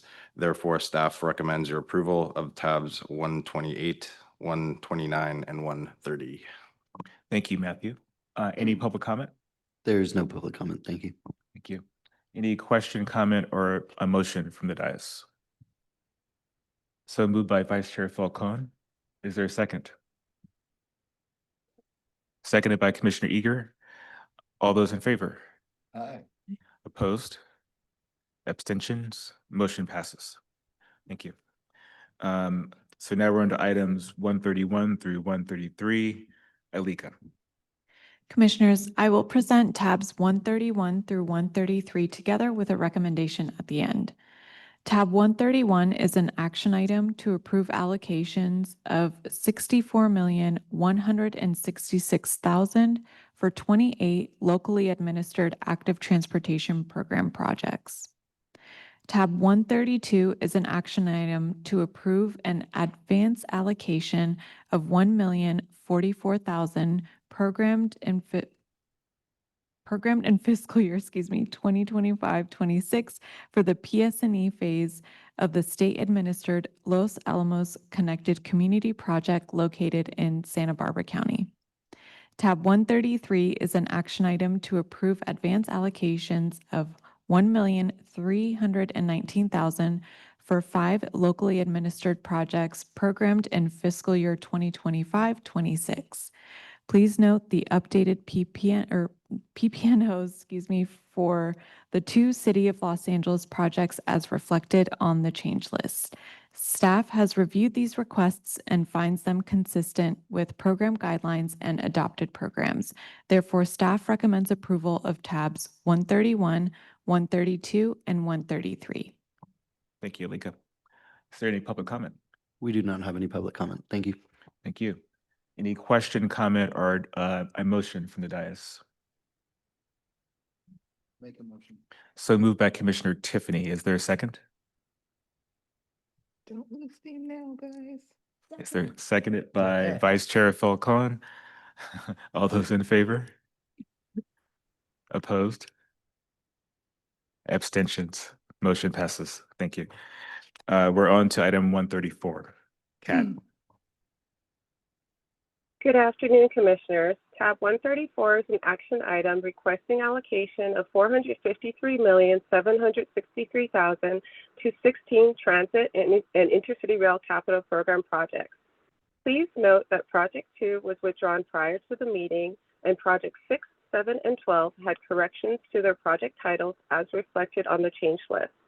Staff has reviewed these requests and finds them consistent with the agenda's change list, the program's allocation policy, and program update. Staff recommends approval of tab 134. Thank you, Kat. Any public comment? There is no public comment. Thank you. Question, comment, or a motion from the dais? Thank you. So moved by Vice Chair Falcon. Is there a second? Thank you. Commissioner Eager, seconds. All those in favor? Opposed? Abstentions? Motion passes. Thank you. Now we're on to items 135 through 171. John. Yes, 135 through 171 will be taken together. These are all action items for standard time extension requests for the following programs. I'm going to read every program. The State Highway Operation and Protection Program, the State Transportation Improvement Program, the Transit and Intercity Rail Capital Program, the Proposition 1B Intercity Rail Improvement Program, the Local Partnership Program, the Solutions for Congested Corridors Program, the Active Transportation Program, the Trade Corridor Enhancement Program, and the Local Transportation Climate Adaptation Program. Please note the change list, which shows that tab 153 has been withdrawn, and there are changes to tabs 138, 158, 162, and 163. And in addition to those changes, for tab 163, Commission staff recommends withdrawing projects 28, 29, and 34 in Los Angeles and Ventura counties, as they have been impacted by the 2025 Southern California fires. And through the adoption of the interim timely use of funds policy for the 2024 and 2025 Southern California fires, which was approved, that policy was approved earlier today under tab 70. That policy extended the deadline to request an allocation for projects programmed in the 2024-25 fiscal year to December 2025 commission meeting. Therefore, an allocation time extension is not needed at this time for those 3 projects. So with that, staff has reviewed all of these requests, determined they are in line with commission policies, and recommends approval of tabs 135 to 152 and 154 to 171, with the stipulation that projects 28, 29, and 34 are withdrawn from tab 163. Thank you, John. We'll move on to public comment. We know there is someone in the room who'd like to speak. Edgar Medina from the city of Rancho Cordova. You can cover both your items at this time.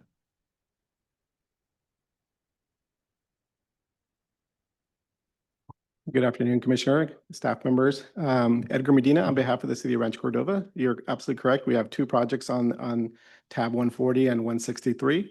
And really, I'm just up here to show support for CTC, SACOGs, and District 3's support on extension of these two projects.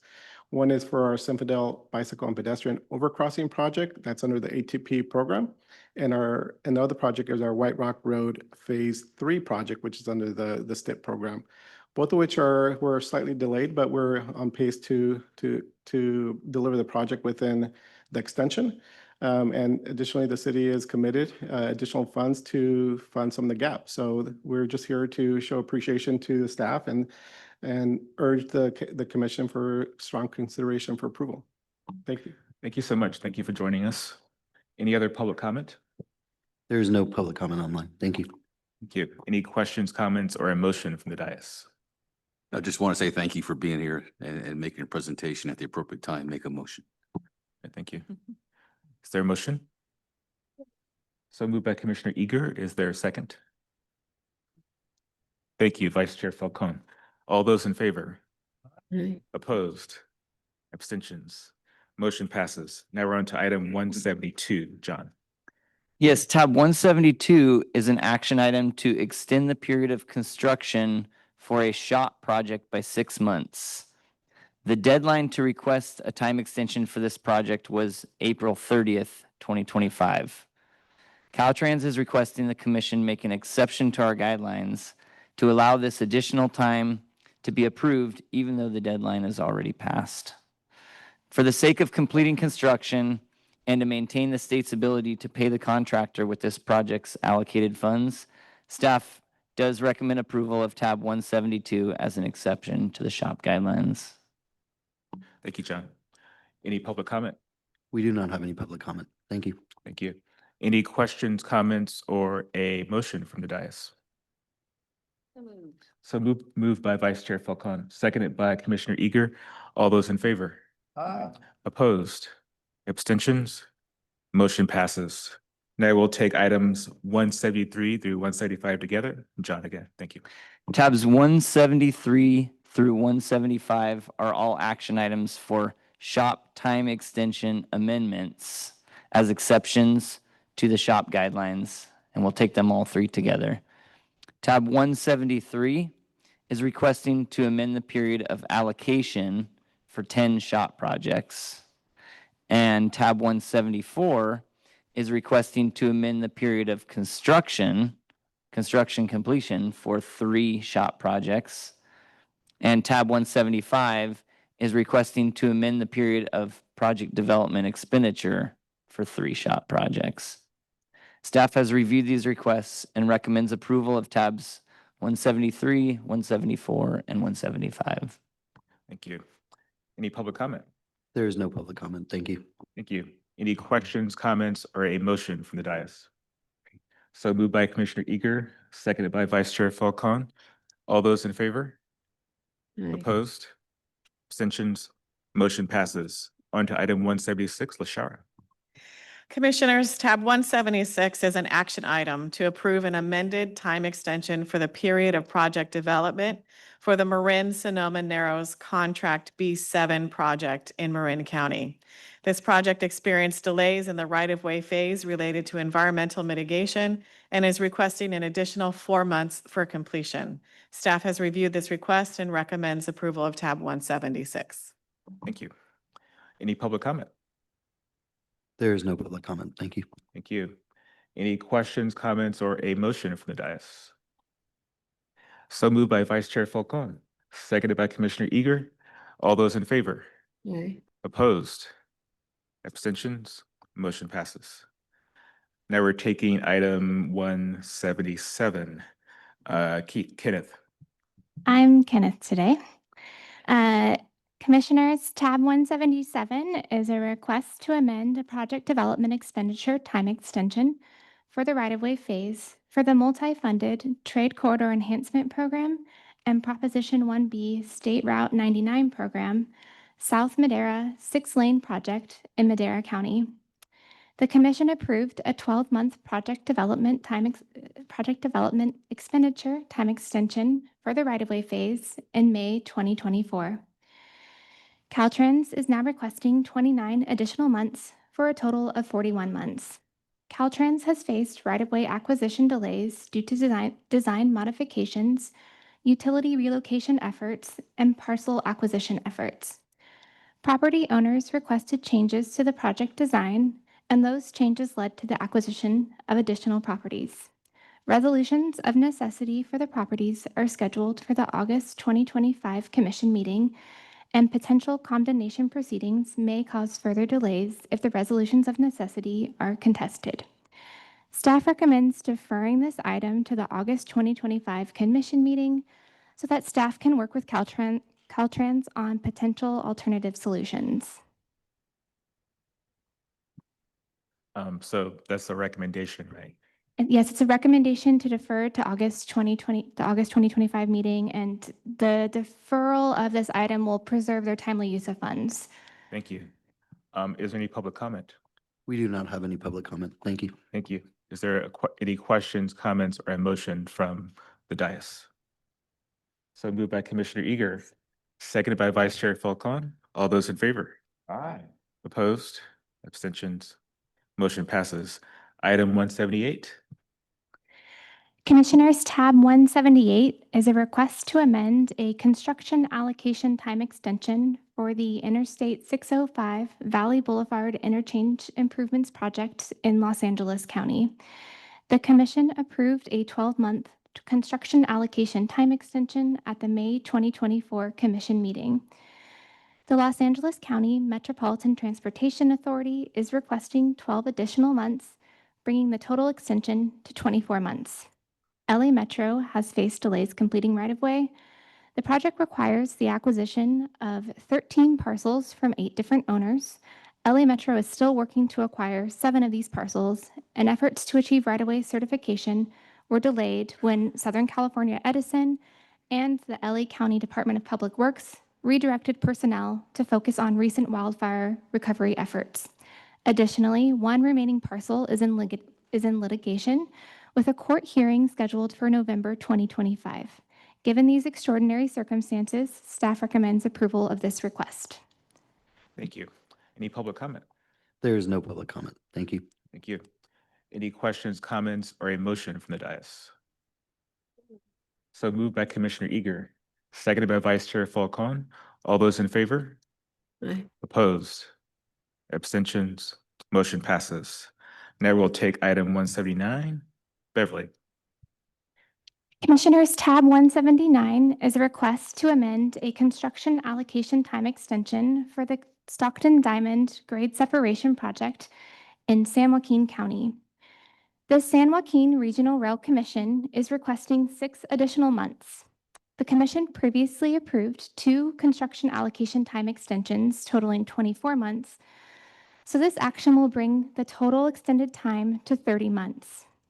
The Stockton Diamond Grade Separation Project was nominated by Caltrans and is being implemented by the San Joaquin Regional Rail Commission. It is a uniquely complex project that will construct a grade separation at the current at-grade crossing of 2 Class 1 railroads. The project was originally programmed with $100 million in TSEP funds, and in May of this year, the Commission approved $38 million in supplemental TSEP funding to cover cost increases and to backfill rescinded port and freight infrastructure program funding for complementary improvements in the South Stockton Rail Yard. The 6 additional months for construction allocation will allow the San Joaquin Regional Rail Commission to complete construction and maintenance agreements with the 2 Class 1 railroads involved. The agency is committed to requesting construction allocation by December. Please note that this item has an updated attachment, which includes letters from the Class 1 railroads expressing their commitment to delivering the project. Staff recommends approval of this request. Thank you. Any public comment? There is no public comment. Thank you. Thank you. Any questions, comments, or a motion from the dais? So moved by Commissioner Tiffany. Is there a second? Seconded by Commissioner Eager. All those in favor? Aye. Opposed? Abstentions? Motion passes. And I will take items 180 through 182 together. Kat. Good afternoon, Commissioners. Tabs 180, 181, and 182 are action items to approve time extension amendments for 3 project components in the Transit and Intercity Rail Capital Program. Staff has reviewed these requests and supports this exception to the program's allocation policy. Staff recommends approval of tabs 180, 181, and 182. Thank you, Kat. Any public comment? There is no public comment. Thank you. Thank you. Question, comment, or a motion from the dais? So moved by Commissioner Eager. Is there a second? Seconded by Vice Chair, former Chair Garcia. All those in favor? Opposed? Abstentions? Motion passes. We can now move on to public comment. Is there any public comment? I am not seeing any public comment. Thank you. All right, thank you.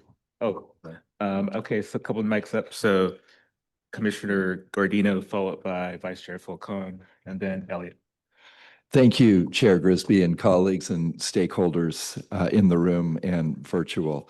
Another wonderful and productive meeting where we're advancing so many mobility improvements throughout the state. Another form of mobility is going to happen tomorrow morning in Silicon Valley. We're going to have our 5th annual Stars and Strides Community Run and Walk and Kids Fun Run to benefit our public hospitals and healthcare systems and 1 million primarily underserved neighbors throughout Silicon Valley. And I have brought the shirt for Stars and Strides, a playoff of Stars and Stripes entering into Independence Day week. And I've got about 20 that I brought. And if you would like one, if you would like to sweat in style, these are complimentary from my wife and I. We've formed 4 community charity runs and have been able to give away about $15 million throughout the Bay Area over the last 20 years. And we'd love for you to be a free advertisement for this run. So if you want it, come on up afterwards. And if you don't, it won't hurt my feelings. Thank you, Chair Grisby. Problem. Vice Chair Falcone. Thank you, Chair. I have 3 quick things. Well, maybe quick, I hope. We have programmed a heck of a lot of money and just allocated a lot of money as well. And so, you know, we have complimented staff and just wonderful job, all of you. I also want to recognize my fellow commissioners. It's great we had a full dais and virtual of commissioners yesterday and today. And, you know, it's just a privilege to serve with all of you. I have to say, like, all the thoughtful questions and comments, I mean, these are coming from genuine interest in moving our state in many ways. And so it is a privilege to be here with you. And thank you, Chair, for your leadership and kind of shepherding us through the last couple days. Second of all, as you recall, some of you that were here last year, I did a big 15-minute speech about a special someone. And as the historian of the commission, I want to remind you that this is somebody's second work anniversary as our executive director, Tanisha Taylor.